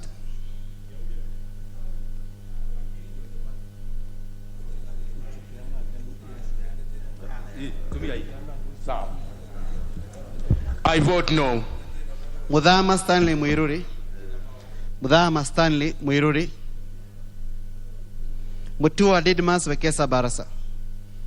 Mutua Didmas Wekesa Barasa. Mutua Florence Mwikali. Mutua Florence Mwikali. Muturi Geoffrey Kingangi. Muturi Geoffrey Kingangi. Mwadime Andrew. Mwandime Andrew.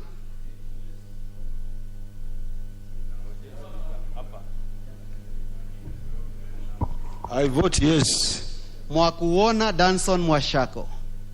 Mwakuona Danson Mwashako. Mwale Nicholas Scott Tindi. Mwale Nicholas Scott Tindi. Mwalio Joshua Mbidi.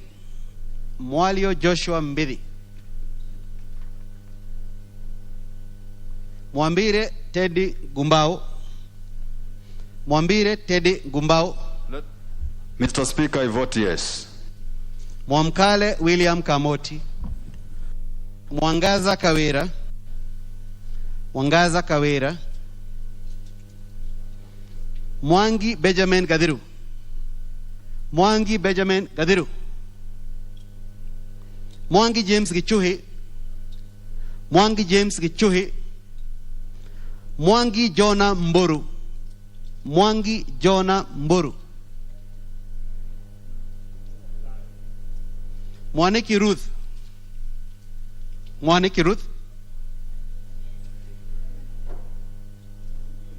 Mwanyanje Gertrude Mbeyu. Mwanyanje Gertrude Mbeyu.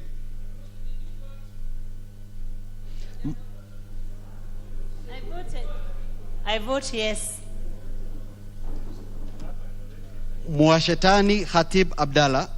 Mwashetani Khatib Abdallah. Mwadhi Peter Mongai. I vote no. Sorry. Mwashetani Khatib Abdallah. I vote no. Sorry. Mwadhi Peter Mongai. I vote yes. Mwirigi John Paul. Mwirigi John Paul.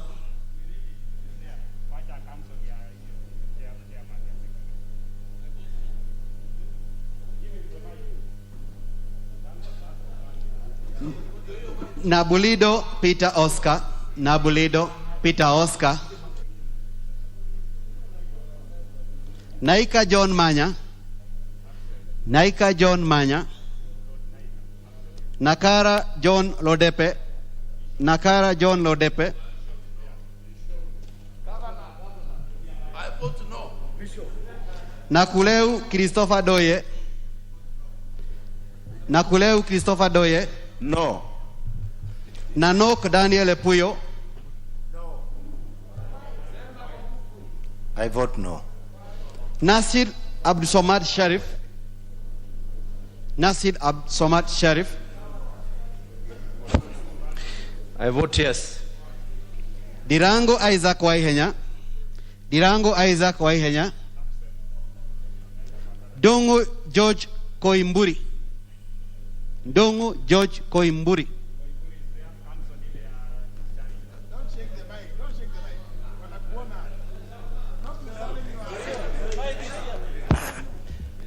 On behalf of my people, Juja, I vote no.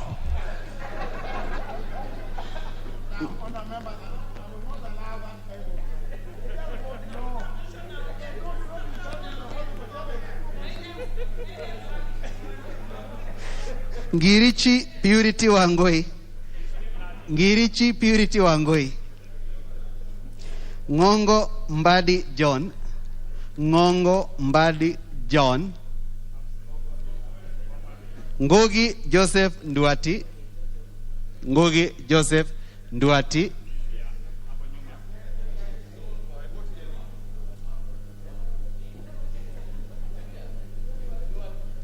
Nguna Charles Ngusia. Nguna Charles. I vote yes, Speaker. Okay, that is Ngugi. Ngugi Joseph. Ngugi Joseph Nduati. Yes. I voted yes. Nguna Charles Ngusia. Gonjiri Onesmus Kimani.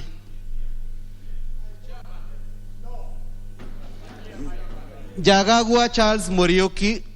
Jagagua Charles Morioki.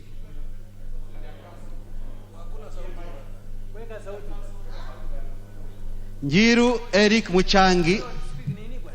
Njiru Eric Muchangi.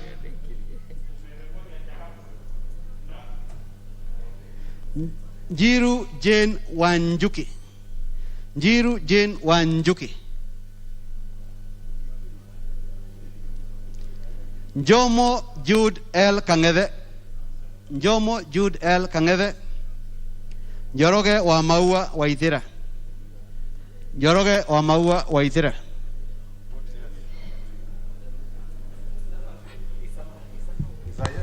I vote no. Nur Sophia Abdi. Nur Sophia Abdi.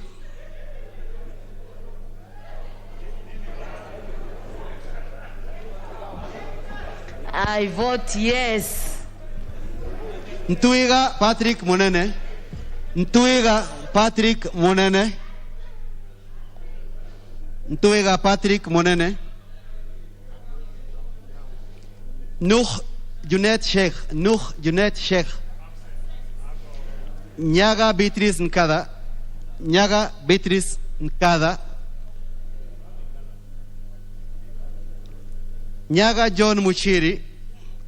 Nyaga John Muchiri. Nyamai Recho Kaki. Nyamai Recho Kaki.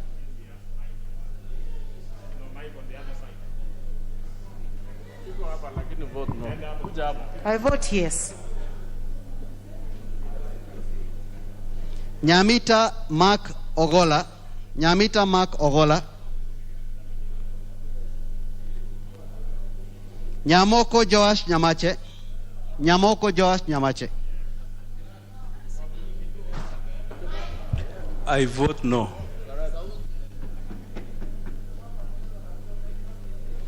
Nyenze Edith Vedi. Nyenze Edith Vedi. Nyenze Edith.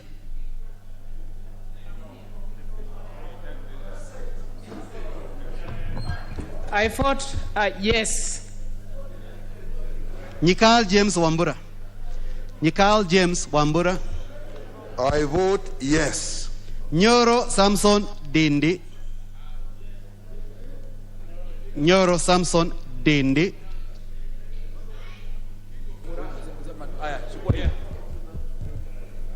I vote no. Zambia Thaddeus Kithua. Zambia Thaddeus Kithua.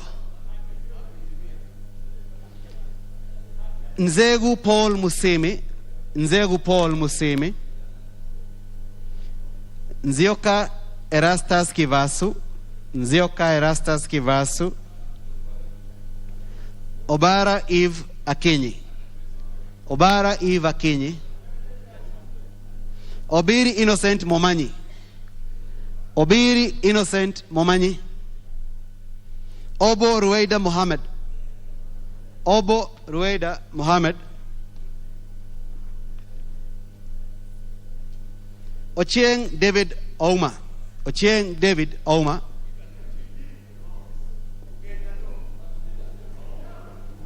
I vote yes. Ochieng Pamela Awor. Ochieng Pamela Awor. Odanga Jeffrey Makoha. Odanga Jeffrey Makoha. Odege Tomboya. Ondege Tomboya. I vote yes. Odhiambo Elisha Ochieng. Odhiambo Elisha Ochieng. Odhiambo Millie Grace Akoth. I vote yes.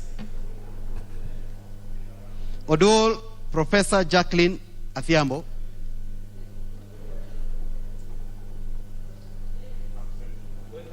I vote yes. Odor Christine Ombaka. Odor Christine Ombaka. Ogola Gideon Ochanda. Ogola Gideon Ochanda. I vote yes. Wapi? I vote yes. Ogutu Zadok Abel. Ogutu Zadok Abel. Oimeke Robert Pavel Oboto. I vote yes. Okelo Jared Odoyo. Okelo Jared Odoyo. Okoth Bernard Otieno. Okoth Bernard Otieno.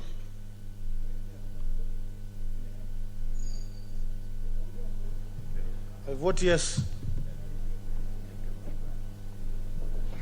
Okwome Andrew Odipo. Okwome Andrew Adipo. I vote yes. Olekenta Richard Mointalel.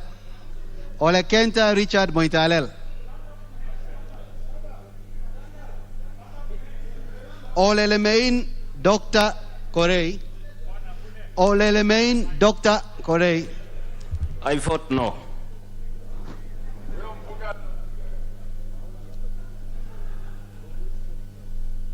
Ole Metito Kato Judah. Ole Metito Kato Judah. Ole Sankok David. Ole Sankok David. Oluoch Anthony Tom. Oluoch Anthony Tom. Ombaki Ezekiel Machogu. Ombaki Ezekiel Machogu. Omulele Christopher. Omuse Geoffrey. Omuse Geoffrey. Omoera George Aladwa. Omoera George Aladwa. Ongera Janet. Ongera Janet.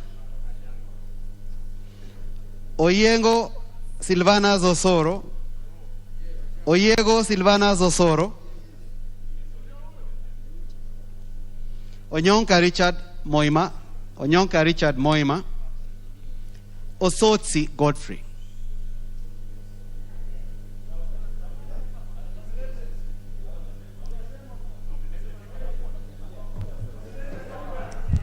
I vote yes. Ouda Fred Odhiambo. Ouda Fred Odhiambo. Oundo Dr. Wilberforce Ojambo. Oudo Dr. Wilberforce Ojambo. Owino John Walter. Owino John Walter. Owino Martin Peters. Yes. Owur Joshua Aduma. Owur Joshua Aduma. Oyo James Onyango. Oyo James Onyango. Oyula Joseph Maero. Oyula Joseph Maero. Pasaris Esther Mudhoni Rosana. Pasaris Esther Mudhoni Rosana. Kosing David Losikou. Kosing David Losikou. Pukose Dr. Robert. I'm here. I vote no. Salim Faisal Abdallah. Salim Faisal Abdara,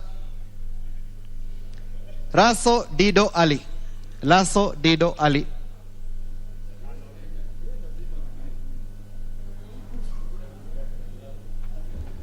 I vote no. Rindikiri Mugambi Muruidhania, Rindikiri Mugambi Muruidhania, Robi Mathias Nyamabai, Robi Mathias Nyamabe, Rono David Kipkogei, Rono David Kipkogei, Rono Daniel Kipkogei, Rono Daniel Kipkogei. Yes, that is me now. I vote no. Sambu Bernard Alfred Wekesa, Sambu Bernard Alfred Wekesa, Serem Corneli, Serem Corneli,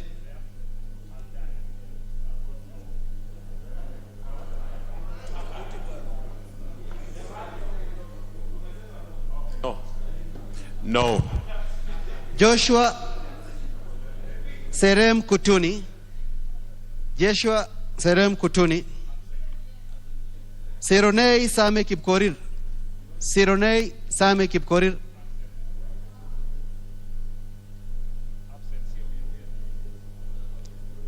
Shaban Naomi Namsi, Shaban Naomi Namsi, Shamala Jennifer.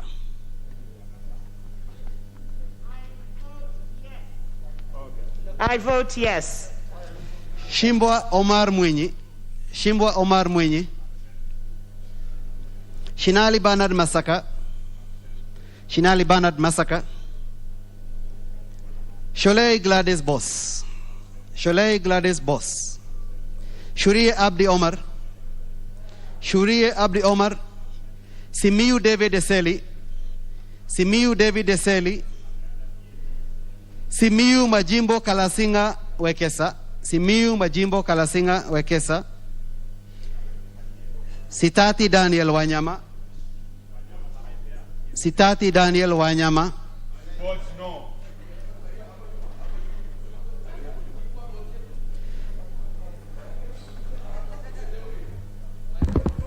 I vote no. Sitienei Janet Jepkemboi, Sitienei Janet Jepkemboi, Sosion Wilson, Sosion Wilson, I vote no. Sudi Oscar Kipchumba, Sudi Oscar Kipchumba, Sunkuya George Risa, Sunkuya George Risa,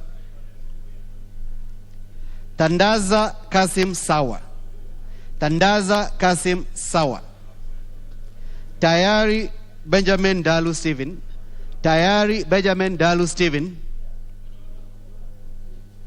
Tepo Abdi Koropu, Tepo Abdi Koropu, Teya Janet Marania, Teya Janet Marania, Veuri George,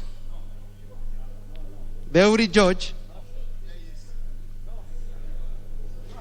Duku Zakari Kwenya, Duku Zakari Kwenya, Tiren Silas Kipkoech, Tiren Silas Kipkoech,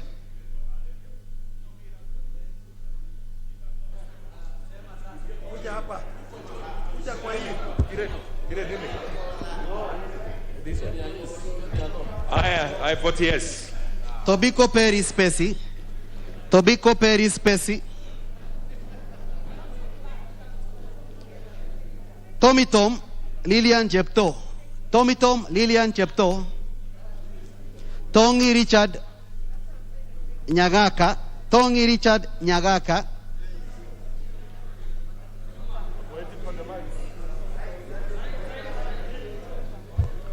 I vote yes.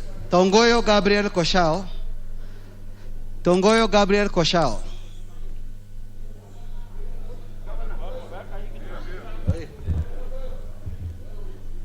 I vote no. Tonui Ronald Kiprotich, Tonui Ronald Kiprotich, Tuitoek Daniel Cameron, Tuitoek Daniel Cameron. No, Doctor, Professor.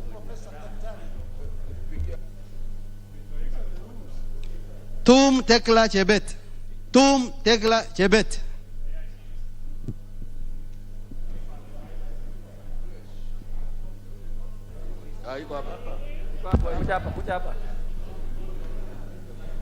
I vote no.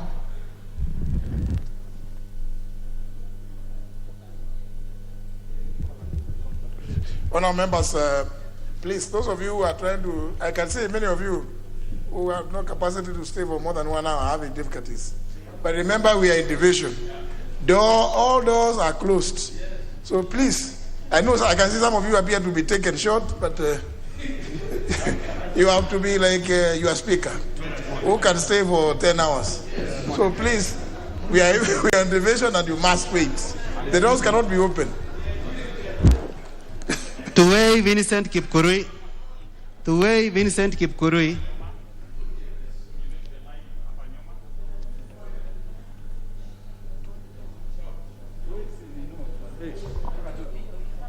I vote no. Tuya Loselinda Soipan.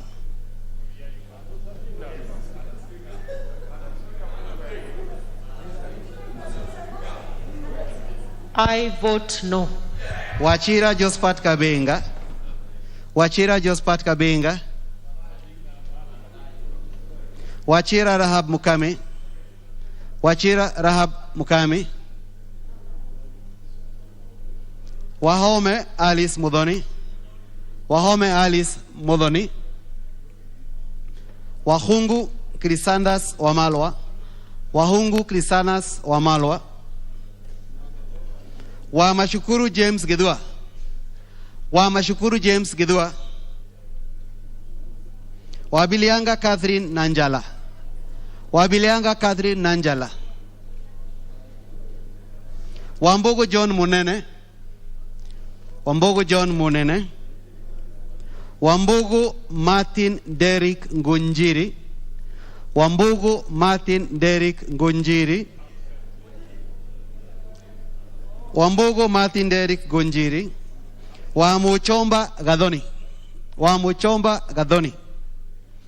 Wamunyinyi Adhanas Misiko Wafula. Wamunyinyi Adhanas Misiko Wafula. Wandai James Opio. I vote yes. Okay, I vote yes. Wanga Gladys Atieno Nyasuna. Wanga Gladys Atieno Nyasuna.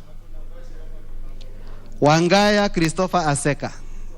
Wangaya Christopher Aseka. Wangwe Emmanuel. I vote yes. Wanjala Raphael Bita Sauti. Wanjala Raphael Bita Sauti. Wanjiko John Njoguna. Wanjiko John Njoguna. Wanjira Martha Wangari. Wanjira Martha Wangari. Wanyama Janet Nagambo. Wanyama Janet Nagambo. Wanyonyi Ferdinand Kevin. I vote no. Wario Ali. Wario Ali.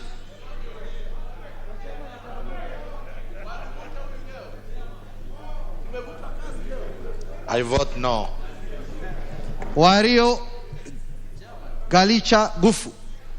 Wario Galicha Gufu.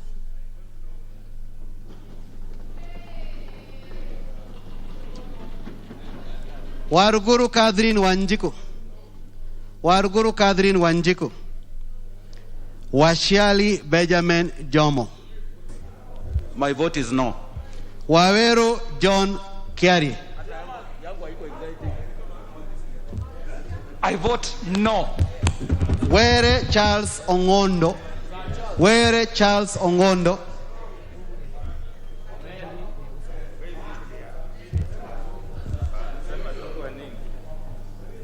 I vote yes. Wetangula Timothy Wanyonyi. Wetangula Timothy Wanyonyi.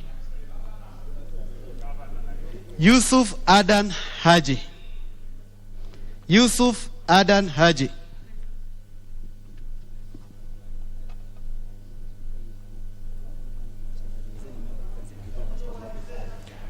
Honourable members, is there any member who has not been called out? Who is in the house? Anybody in the chamber whose name has not been read out? Silence means all have been called out. Proceed to do the tallies. The tellers are available.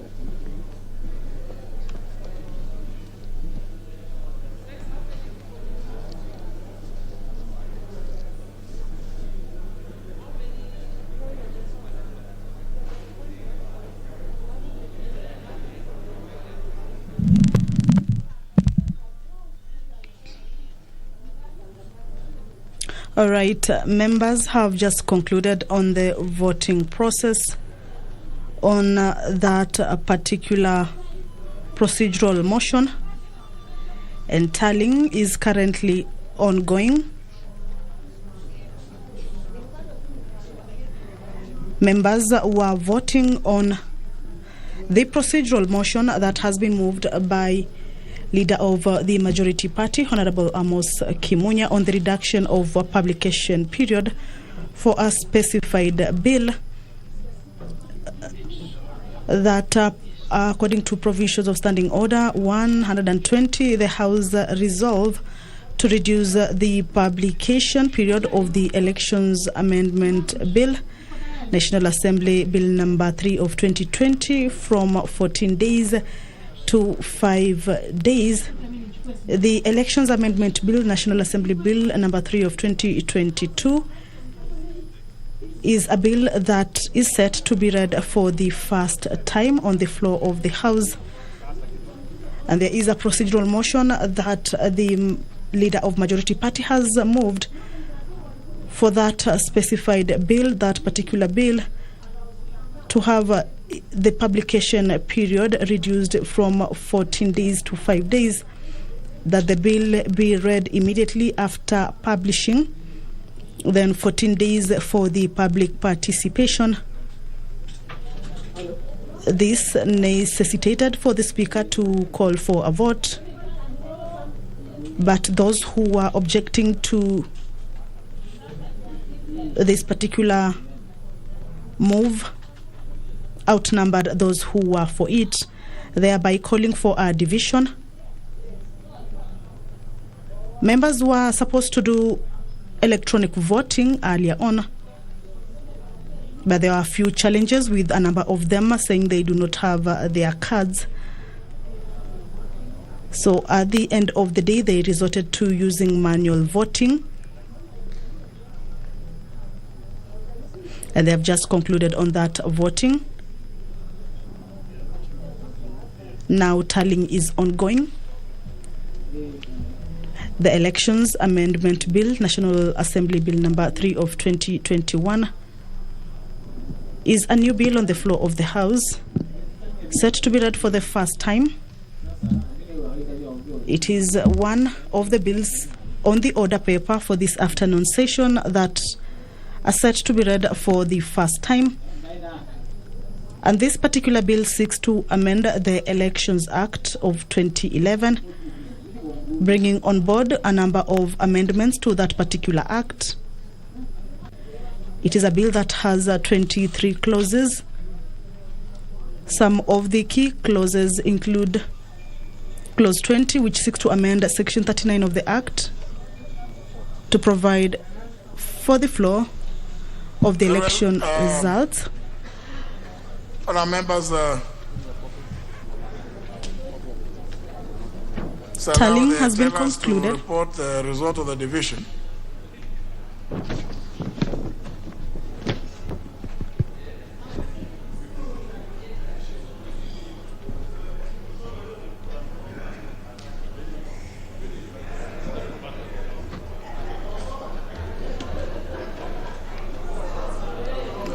Proceed, Honorable Soro. Honorable Speaker, the results of the voting on the division that the publication period for the Election Amendment Bill 2022 be reduced from 14 days to 5 days is as follows. The yes 43 and nays 62.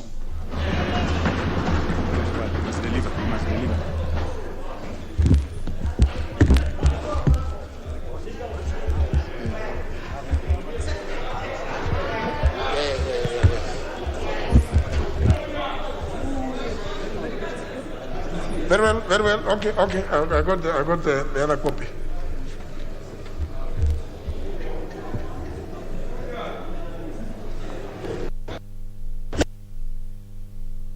The result of the voting, I imagine that there's no contestation. Ayes 43, nays 62. Result is the nays have it. The net effect, therefore, is that the motion is defeated, and therefore, order number 9 is taken out. We move to the next order. And you open the doors and remove the bars. The door, oh, honor members. Honorable Brighton Yegon.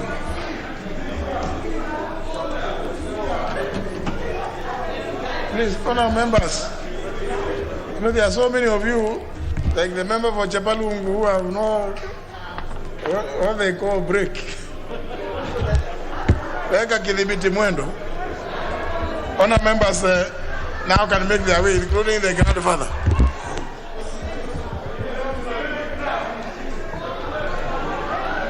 Order number 10, the Cooperative Societies Amendment Bill, Senate Bill number 11 of 2020, first reading. A bill for an act of Parliament to amend the Cooperative Societies Act and for connected purposes. Order, members, order, members, order. Order, members.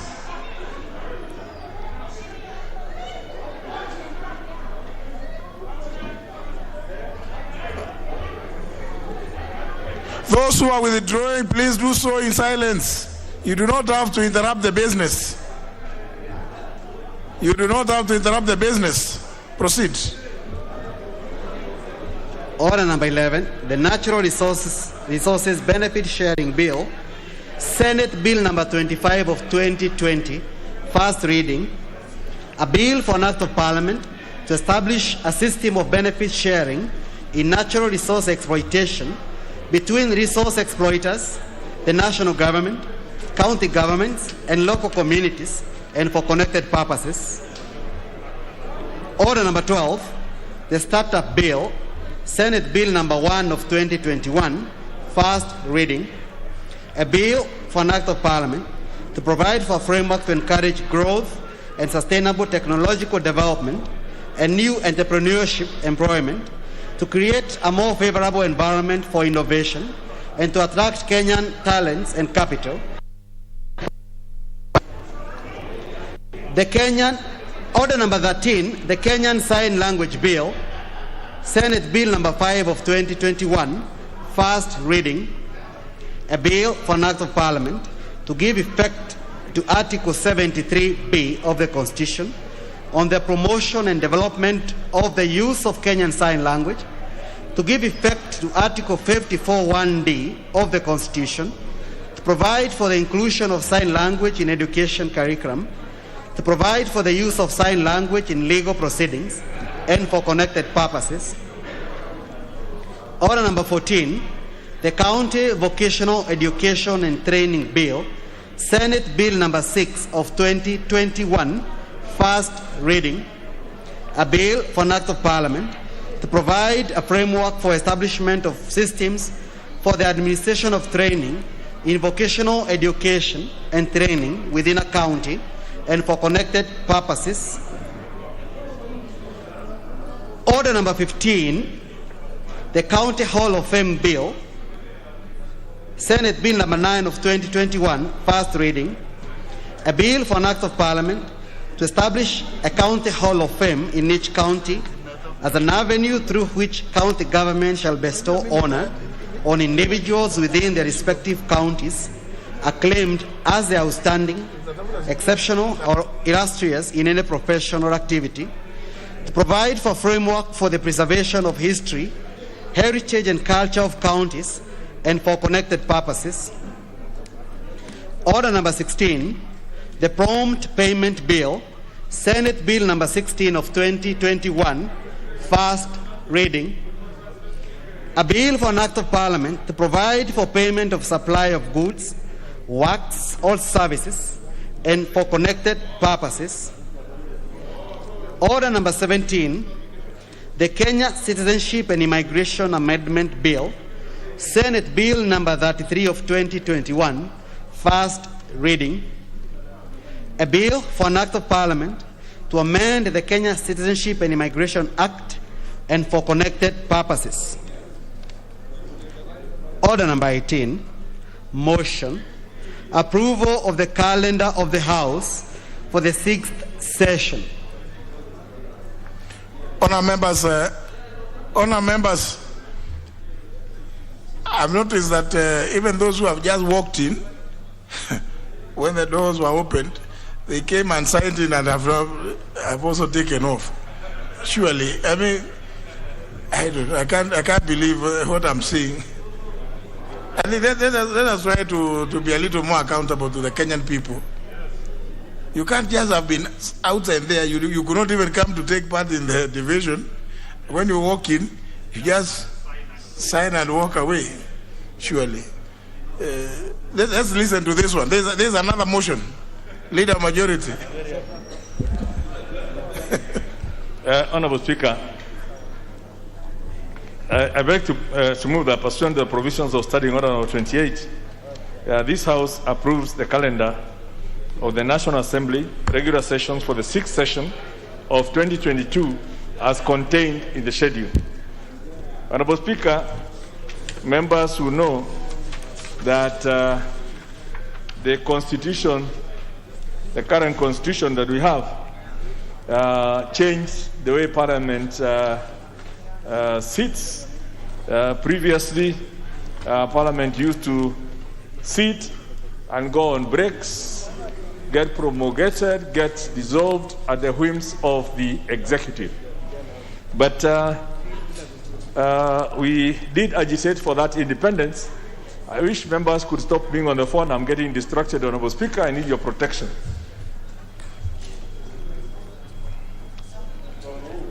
Thank you.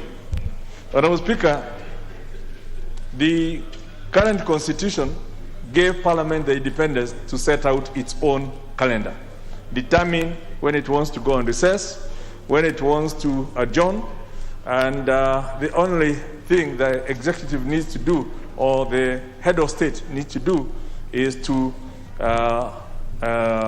open Parliament, and thereafter Parliament, until the last day, which is the date of the election, is assumed to then operate on its own with total independence and determine when it wants to go on recess, whether a short recess or a long recess. Otherwise, it's assumed to be in session throughout.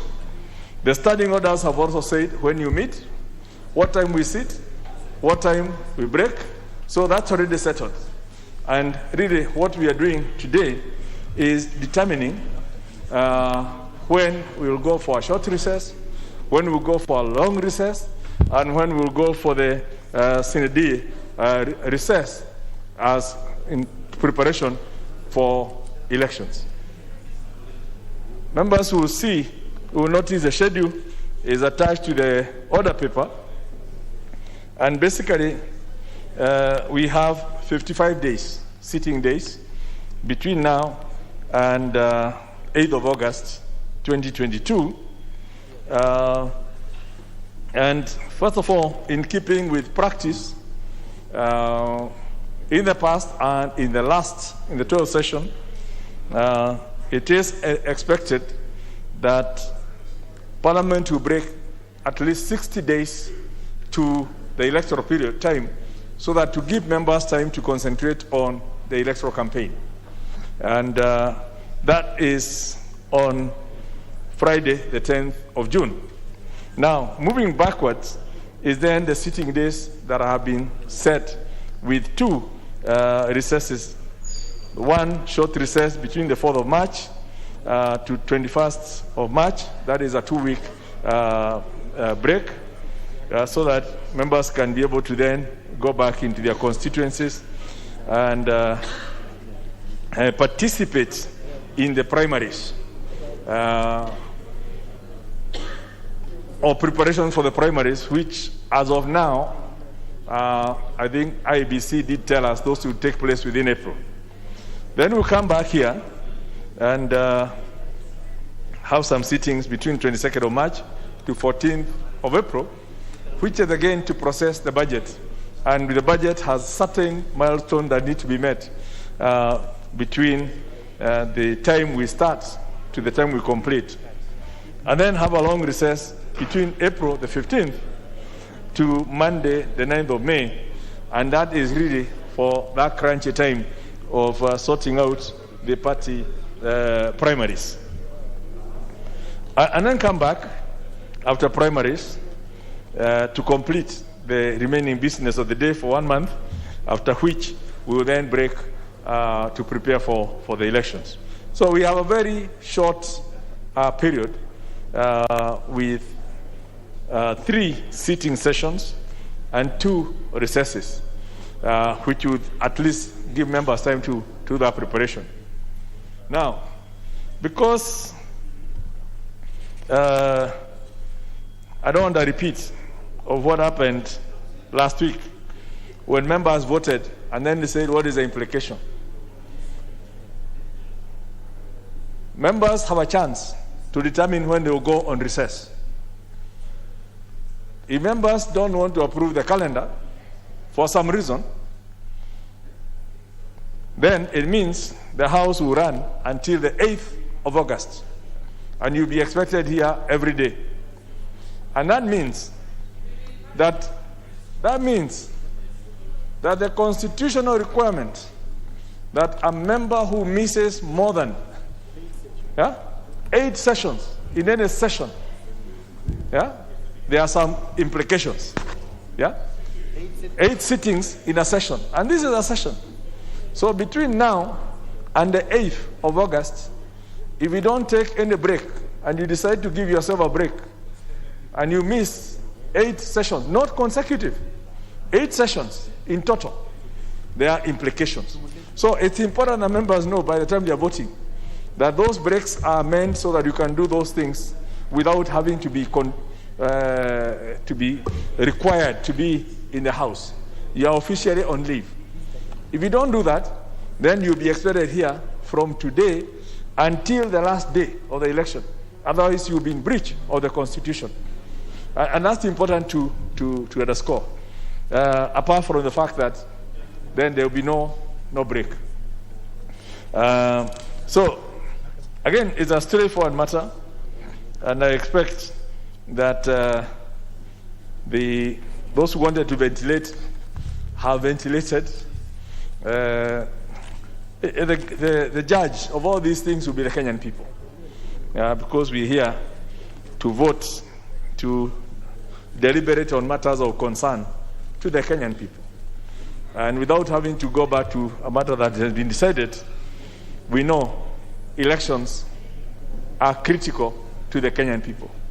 And the electoral calendar is going to affect each one of us, plus our competitors, and the Kenyan people. And even as we are looking at this calendar, is to know that the longer we stay without making decisions on the electoral cycle, it could also affect this calendar. So the earlier we can make some of these decisions, the better for us and for the Kenyan people. So without further ado, I would wish to move that we approve this calendar and request the Honorable Chief Whip of the Majority Party, Emmanuel Wangwe, to second.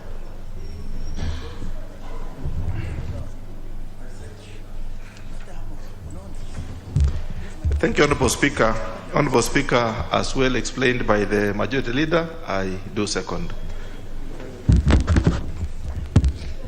Other members propose the question, which is that pursuant to the provisions of Standing Order 28, this House approves the calendar of the National Assembly, in brackets, regular sessions for the 6th session 2022, as contained in the schedule.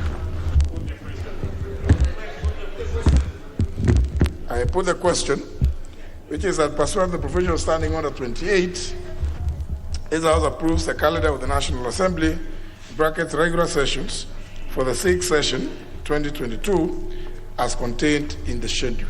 Will as many as of that opinion say aye? Aye. As many as of contrary opinion say nay? The ayes have it.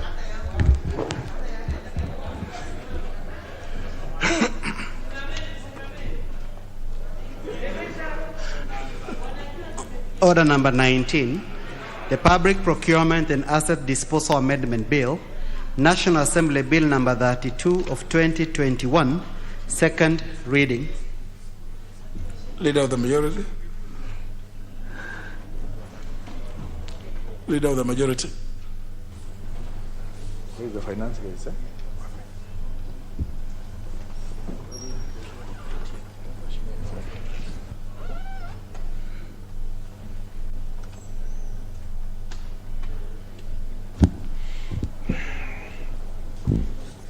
Honorable Speaker, I beg to move that the Public Procurement and Asset Disposal Amendment Bill, being National Assembly Bill number 32 of 2021, be now read a second time. Honorable Speaker, the principal objective of this bill is really to amend the Public Procurement and Asset Disposal Act of 2015 to address some certain challenges that have been faced by procuring entities in the implementation of the Act, and especially with regard to awarding of contracts. And these are issues that have come up, lessons learned from the petitions that have been taken to the dispute tribunal, issues that have come from the courts, and even the petitions to the various in the committees. As members would appreciate, the main objective of the procurement law in 2015 was to, or the amendment in 2015, which amended the earlier law that had come 10 years before, is to create that governance framework on public procurement to drive the behavior towards achieving some certain public procurement objectives that will include better transparency, good management, accountability, control, among other things, and good value for money, principles that have well been captured even within our Constitution. Now, this bill introduces various amendments that are geared towards streamlining this. And if I just enumerate a few, is firstly, it proposes to amend the definition of what the procurement profession by expanding that definition to include other institutions who offer membership and professional qualifications in the procurement and supply chain management. And additionally, it also proposes to introduce the definition of who is a local contractor into the Act, which basically paves way for inclusion of categories such as sole proprietorships are now defined as contractors, partnerships, cooperative societies, individual consultants, and associations and groups that are registered in Kenya, which basically gives more opportunity and broadens the access to public procurement opportunities to as many citizens as possible who can now apply to offer these services or supply goods to their government and agencies. The bill also introduces the idea of training of non-procurement professionals who are incidentally involved in the procurement processes, such as the user departments, disposal and contract implementation teams, and suppliers. Additionally, the bill also proposes to amend Section 26 of the Act, which speaks to the publication of the draft annual report by the Procurement Authority to require the board to publish the final report as opposed to the draft. The bill further seeks to amend Section 53 of the PPDA by adding a new provision that's aimed at enhancing transparency in the procurement and provision of information to the potential bidders, to allow them to plan and organize to respond to procurement opportunities. And as members who appreciate, that transparency is one of the cardinal principles by which procurement law is meant to operate. And as such, any amendment to the Act that is calculated to enhance transparency should be a welcome provision to enhance the PPDA. As another far-reaching proposal of the amendment is again to seek to amend Section 53 of the Act to empower the head of procurement function to carry out some market survey to inform the placing of orders or decision-making on procurement by the relevant awarding authority. And this is to avoid purchasing items at inflated prices. I believe members have all experienced through the comparison of what they do in terms of the contract they offer on CDF vis-a-vis the contracts that are awarded through the public procurement. Even on the simple issue like construction of a classroom. And you'll find that CDF may be able to complete that whole procurement for classrooms at less than 1 million shillings. But when it comes to the schools being given money through the infrastructure grant, the value could go up 1.5 million. So what this would happen is that this market survey will include, for example, if CDF did it for 1 million, why is the government procuring at 1.5? And these are some of the things that would help drive down the costs of public procurement, reduce the wastages of funds, give better value to the Kenyan people, and as part of the bigger war on corruption, which can only be better for this country. Honorable Speaker, as we know, the public procurement systems are really at the center of the wider strategic management of public funds to promote that overall value for money. Any changes we make in this law, we just make sure that whatever amount we appropriate in this House will go a long way into achieving better outcomes than we have been doing in the past. We've had quotations and citations that we lose up to about 30% of our budget through procurement-related corruption. And if you work out that that could well be going towards, and I think even His Excellency the President calculate that for us what the 30% means, to almost like 2 billion shillings daily.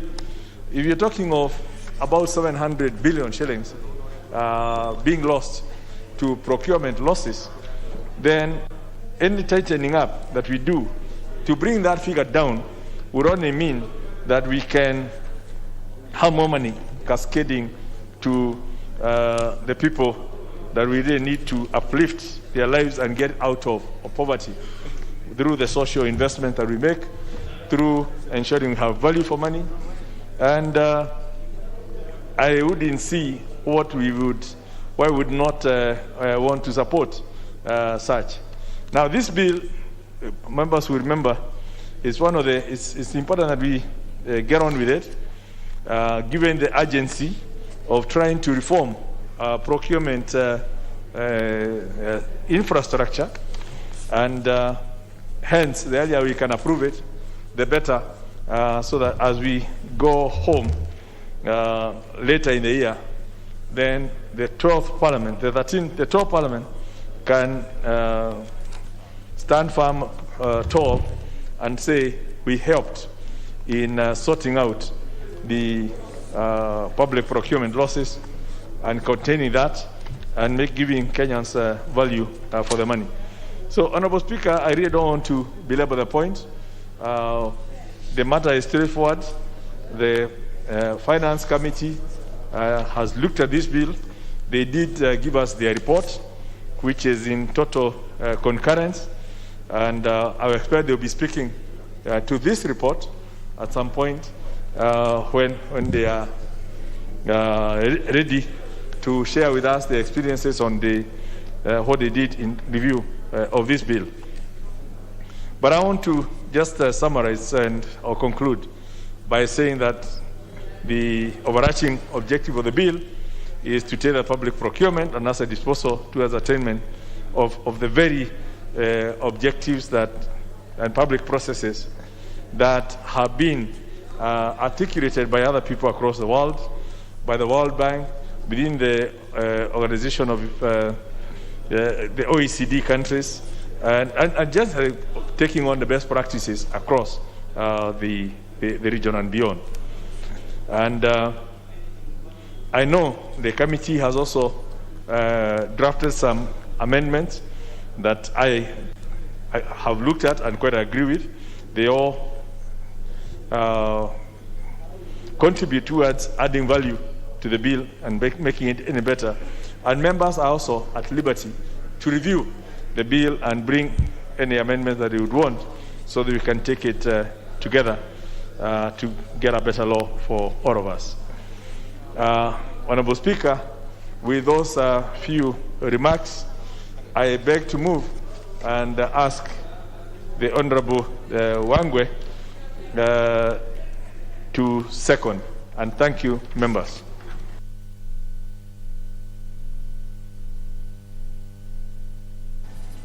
Thank you, Honorable Speaker. Honorable Speaker, I do rise to second and just reiterate on what the Majority Leader has said. But in the footsteps, Honorable Speaker, first note that we have 44 clauses in this bill.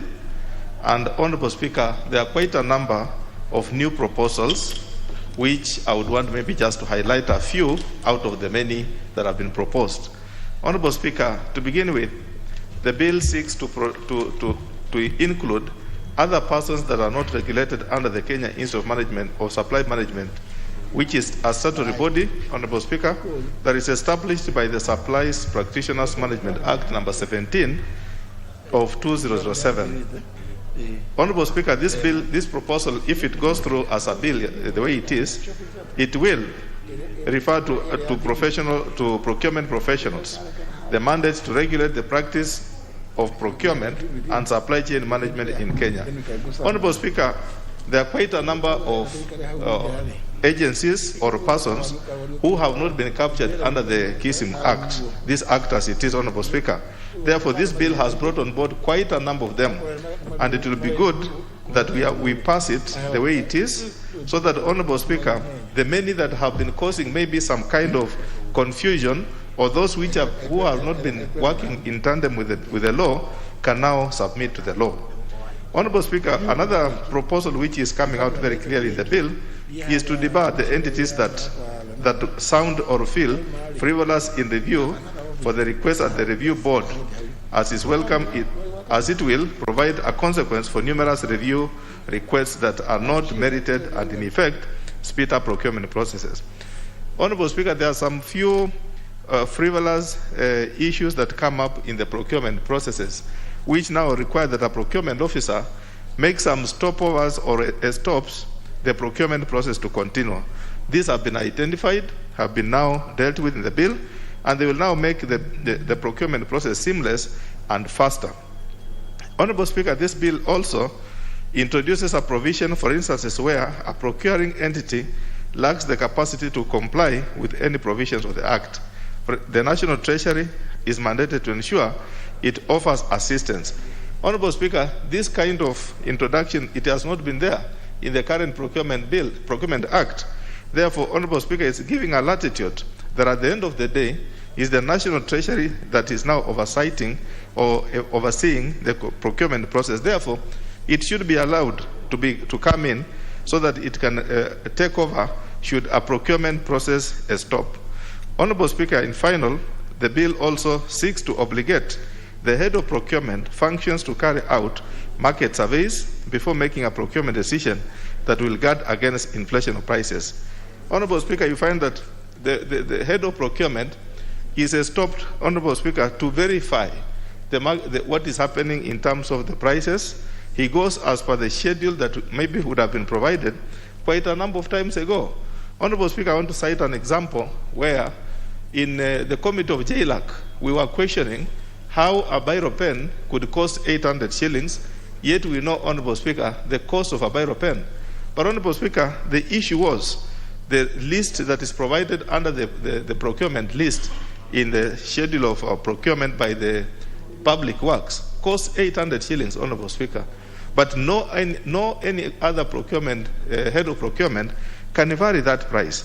Therefore, from this bill, procurement manager or the head of procurement shall now be or can undertake market survey to verify and confirm that at least the decision is making in terms of procurement is not solidly binding to the other end. Instead, it's giving value for money because of what is now happening at the moment. Honorable Speaker, there are quite very many proposals which are coming up in the bill, but I will leave the rest to my colleagues also to make their contribution and submit onto what they feel. And also the committee has made some numerous proposals, Madam Speaker, that they are going to undertake in the committee stage. Therefore, they are in the report, and I'm proud to say this is a good bill, and I'll seek that my colleagues do support it so that we get a new front of legislation which can support procurement processes. With that, Madam Speaker, I beg to second.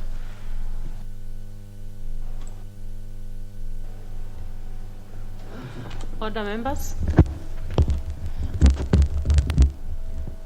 Honorable members, I propose the question, which is that the Public Procurement and Asset Disposal Amendment Bill, National Assembly Bill number 32 of 2021, be now read a second time.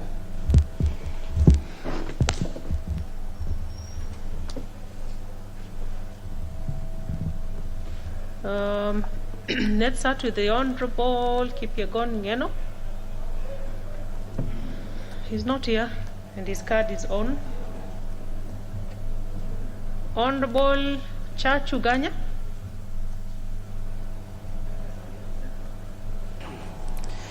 Thank you, Madam Speaker. Madam Speaker, I stand to support this amendment to our procurement law in this country. Madam Speaker, we have faced many bottlenecks when it comes to procurement in this country, and many people do argue that also it's a serious source of corruption in our country. Madam Speaker, streamlining this law and amending the bottlenecks that have been there all these years will go a long way, enabling us to have a very efficient procurement process in this country. Madam Speaker, it's really important that we get value for money for whatever we transact in terms of our procurement processes. And this bill, the few amendments that I've seen that have been done to the parent law will go a long way enabling us to achieve that. And Speaker, in particular, I really like the idea of having market feasibility done by the procurement entity to really ensure that whatever we procure is well assessed as per the current market, and we are able to ensure that Kenyans get value for their money. Madam Speaker, in addition, there are a number of predicaments, or rather bottlenecks, that have been there, that have been established in this law to enable the process to be more efficient and more effective in terms of the duration that it takes for us to have the procurement process completed. And with those few remarks, Madam Speaker, I do support this amendment. Thank you. Yeah. Member for Seme, Honorable Nyikal.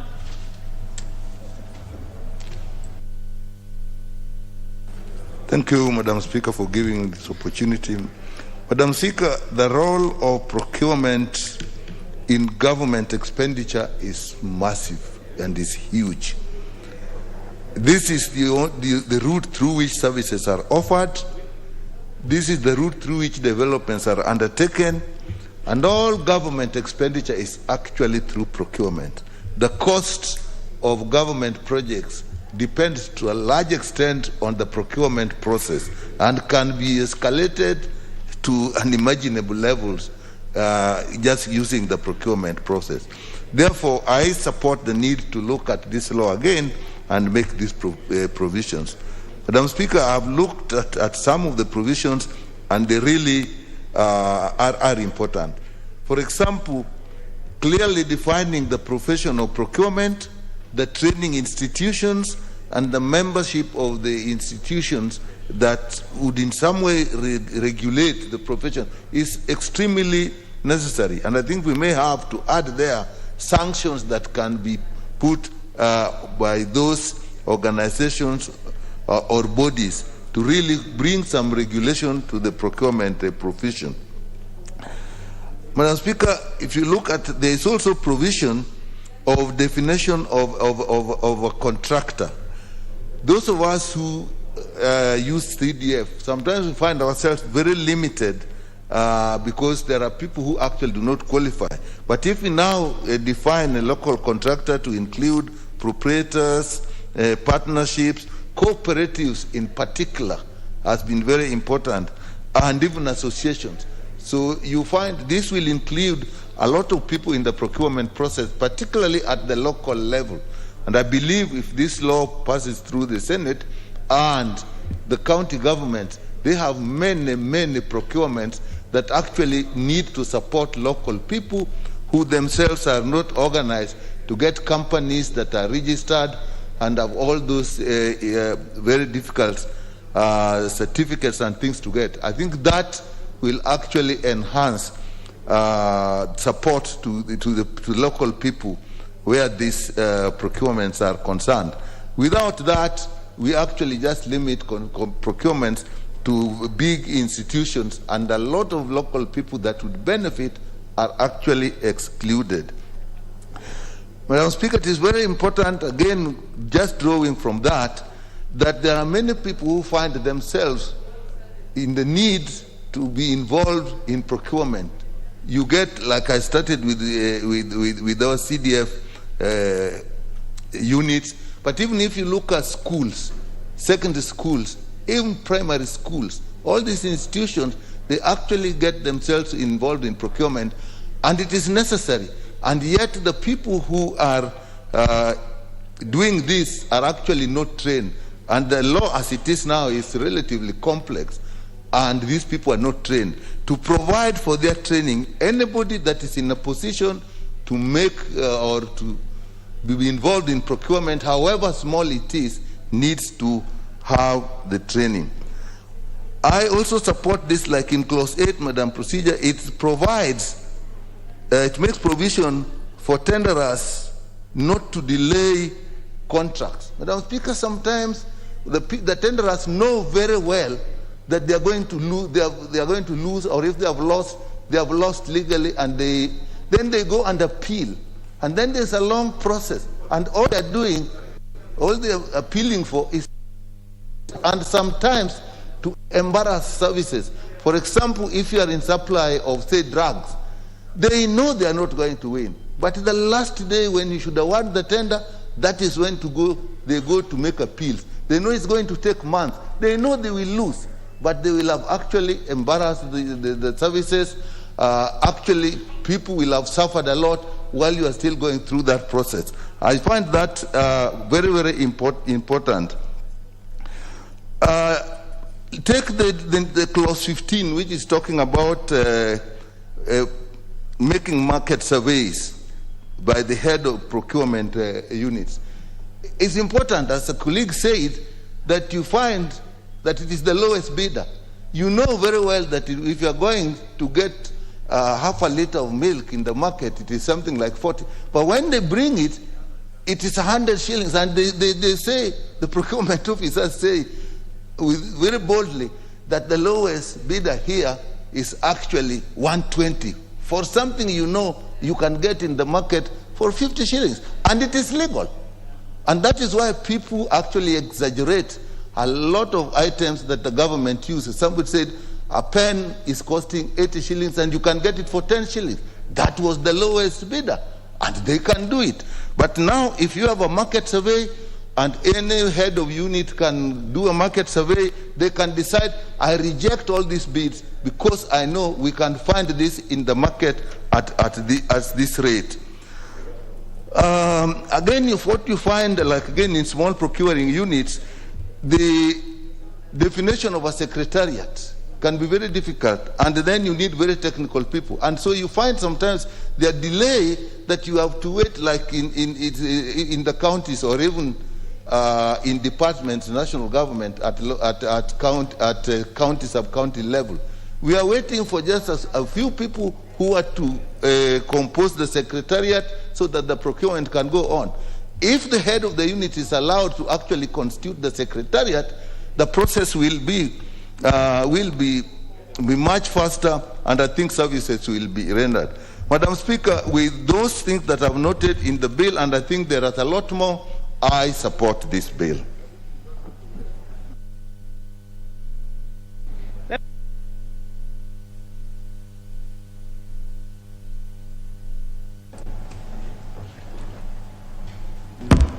Thank you, Honorable Speaker, for giving me an opportunity to contribute to this discussion. And from the onset, Madam Speaker, I would like to propose that these amendments are very crucial at this time of the country, when you're trying to make gains, especially against corruption. Madam Speaker, the procurement laws of this country are the ones where stealing is planned from. From when we do a budget to a particular ministry or government agency, through procurement, through the award. Every time we are on the streets, Mr. Speaker, or Madam Speaker, the discussions that we have with people, and when the people they see you, the first question is, when they notice that you're a member of parliament or a government official, quote unquote, nisaidie kupata tender. And when you ask what kind of tenders they would like, they'll say any kind of tender. And Madam Speaker, you know, in this country, you cannot be a supplier of everything, and you cannot be someone who can do any service or supply any goods or any services, Madam Speaker.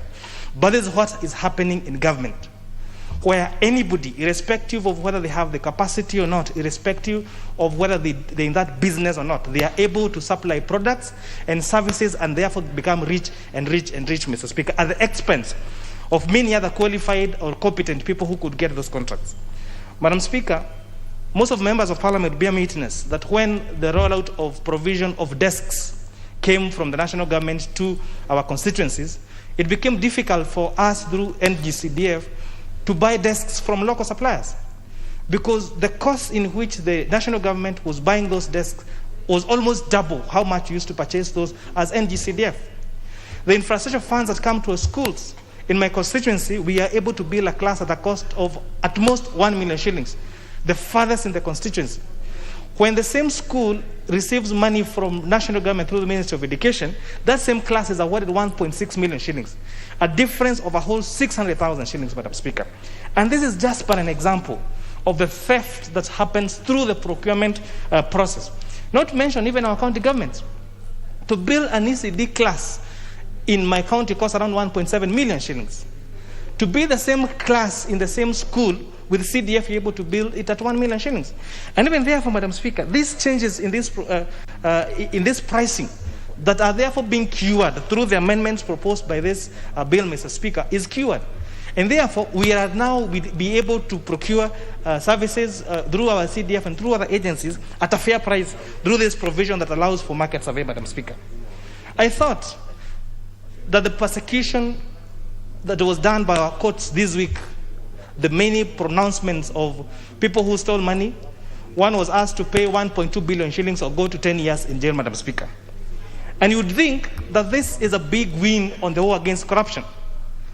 But on a better analysis, Madam Speaker, if you steal 1.2 billion shillings and you're told, instead of paying that money back, go to jail for 10 years. It means that this person, when in jail, will be able to earn, is like earning 100 million shillings a year. This person in jail is like earning 8.3 million shillings a month. This person in jail is earning 277,000 shillings a day. Madam Speaker, most of the young people out there, that young man called Tandaza of Usiku Sako, if he was given a chance to go to jail or get 1.2 billion shillings and go to jail for 10 years, they will choose to go to jail for even 30 years for that kind of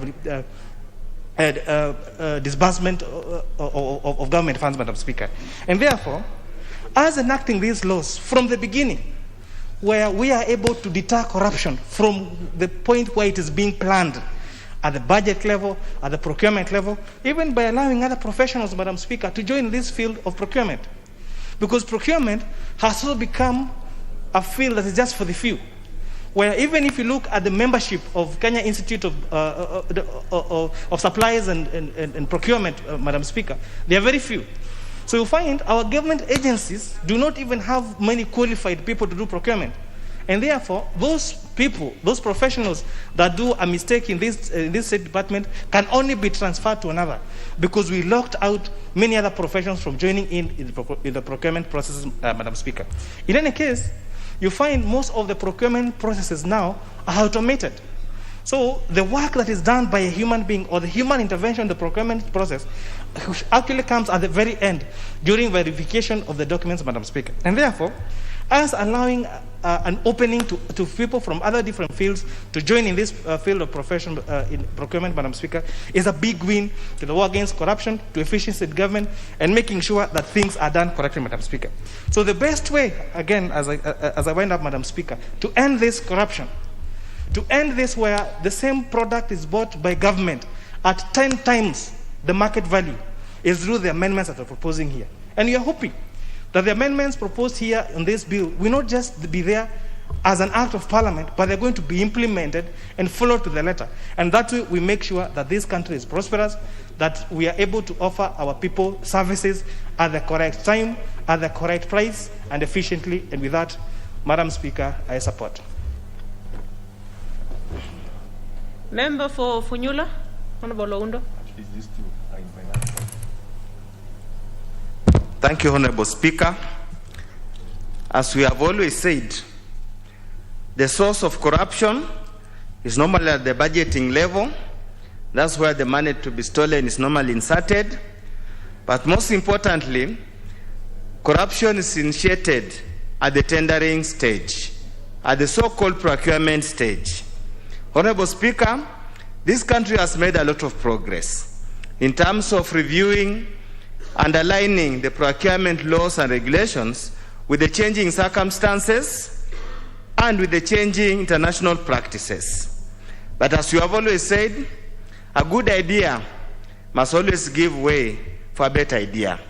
Any time when there's an opportunity to review legislation, that opportunity should be embraced so that we keep on aligning our laws and bringing them to reality and in respect of the feedback we receive from practice and all over. Honorable Speaker, when I got elected as a member of parliament and got involved in the management or oversighting CDF, a few shocks were evident.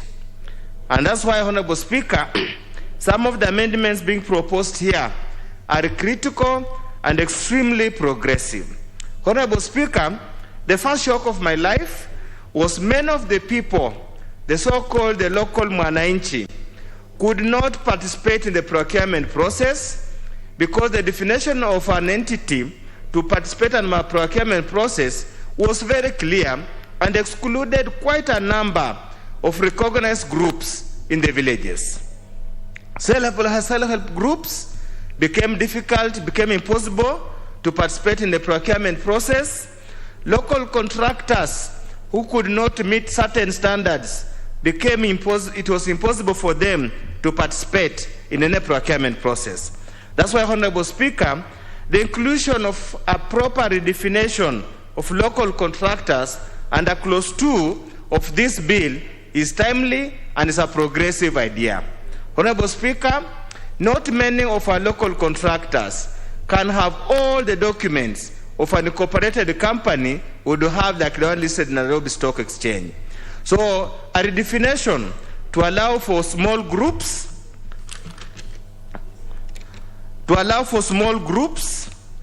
for companies, Regional Companies Act, or any other written law, and whose operation is based in Kenya, is a big relief for the local contractors, upcoming businessmen in our local areas.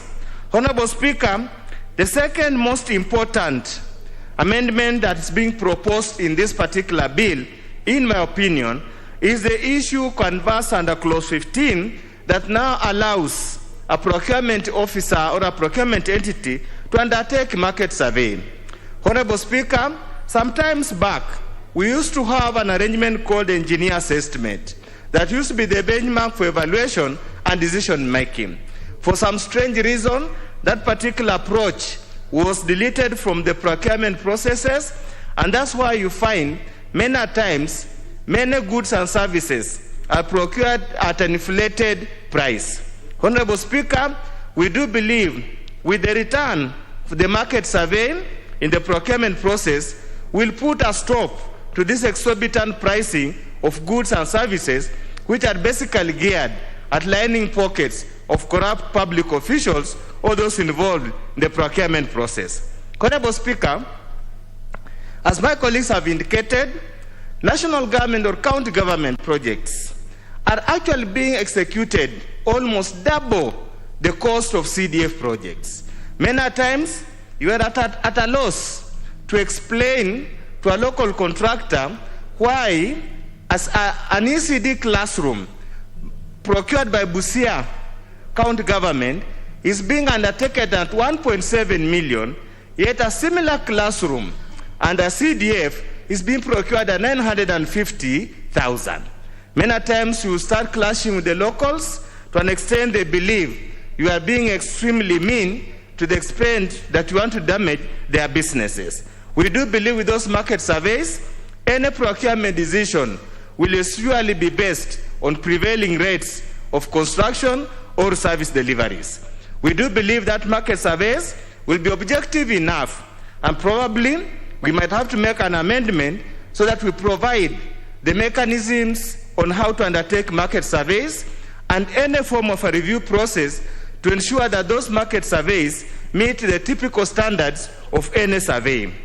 Honorable Speaker, another issue that has been a bone of contention is the tender evaluation process, the entire procurement process.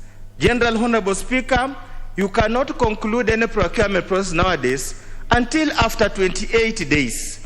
Say some days for tender evaluation, some 14 days to give those who participated a notice that they have not been successful.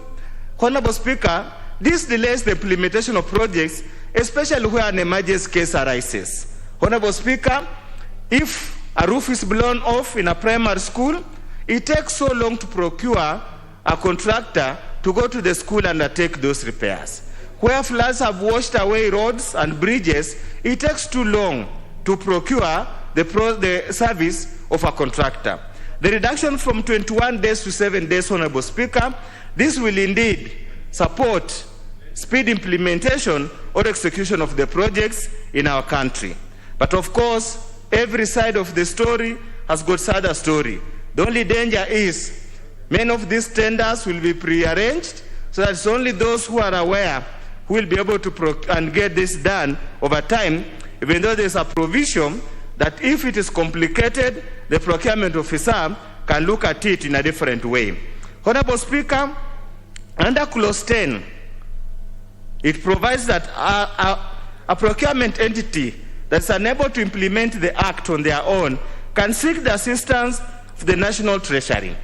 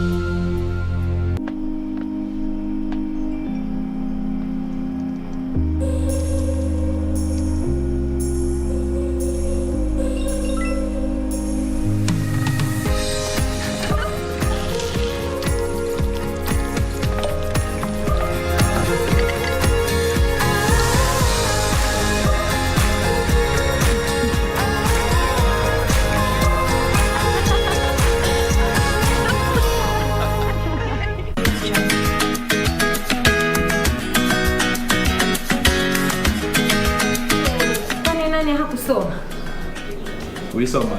Sasa. Ndio nyinyi wasimamishe tu. Mwamke asubuhi na kwa nyumba za watu muweke roho juu. Ndio nyinyi mshafika. Haya mwasemaje? Sasa usiogope hata kesho ukitaka tunamtoa. Bwana Governor. Everything is okay. Uko huru. That means niko free to resume ofisini mara moja. Ndio maana nimetanguliza nikisema uko huru. Oh, so we are done here.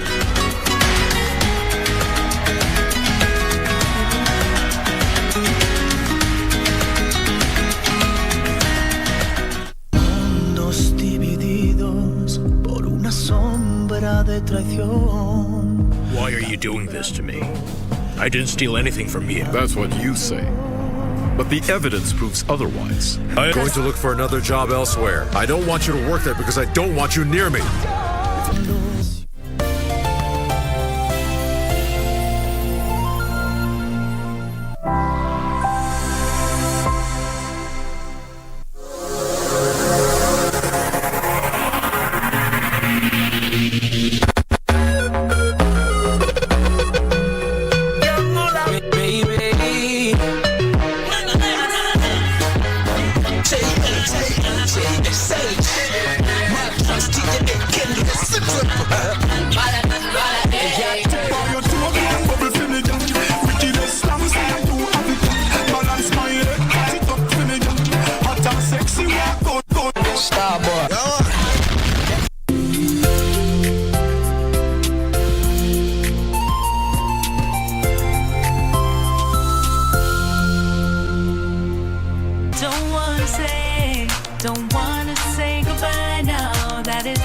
Something I just can't do, won't do.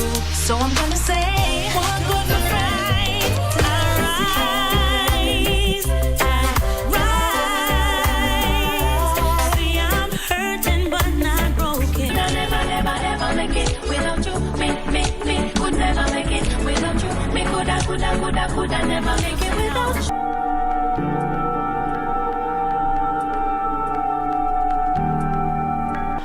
Jen wants to see the two of us. I can't give you what Ken was giving you. I'm sorry. When do you ndume wa hii boma? Anza kuguruma. And now if akina Mark washinda hizi nyumba zote, mimi najua nyumba gani nitaishi. You get my dilemma? Yeah, that is such a dilemma. What if you guys lose? No. That is very impossible. I am set to live, shall we? I hope Christina has not filled your mind with lies. What lies, Mark?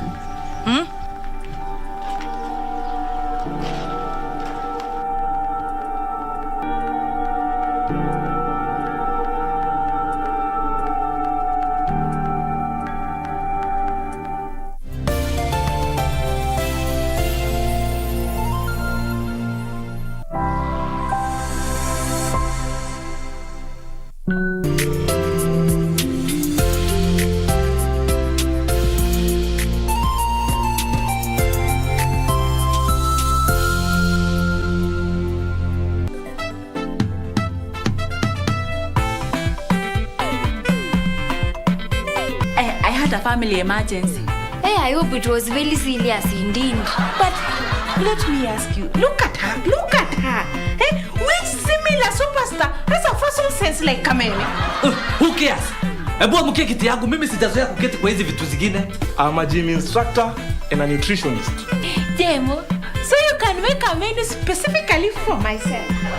Watch majesty yako, so you send Kenyanchu to come and pick your kids. Hizo sasa ni hekaya. Hey teacher, what is your car's number plate? KCV. Did you say KCV? Classmates, every Saturday on KBC.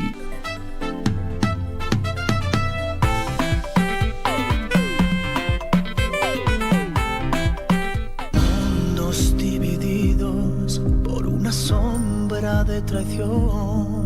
Why are you doing this to me? I didn't steal anything from you. That's what you say. But the evidence proves otherwise. You're going to look for another job elsewhere. I don't want you to work there because I don't want you near me.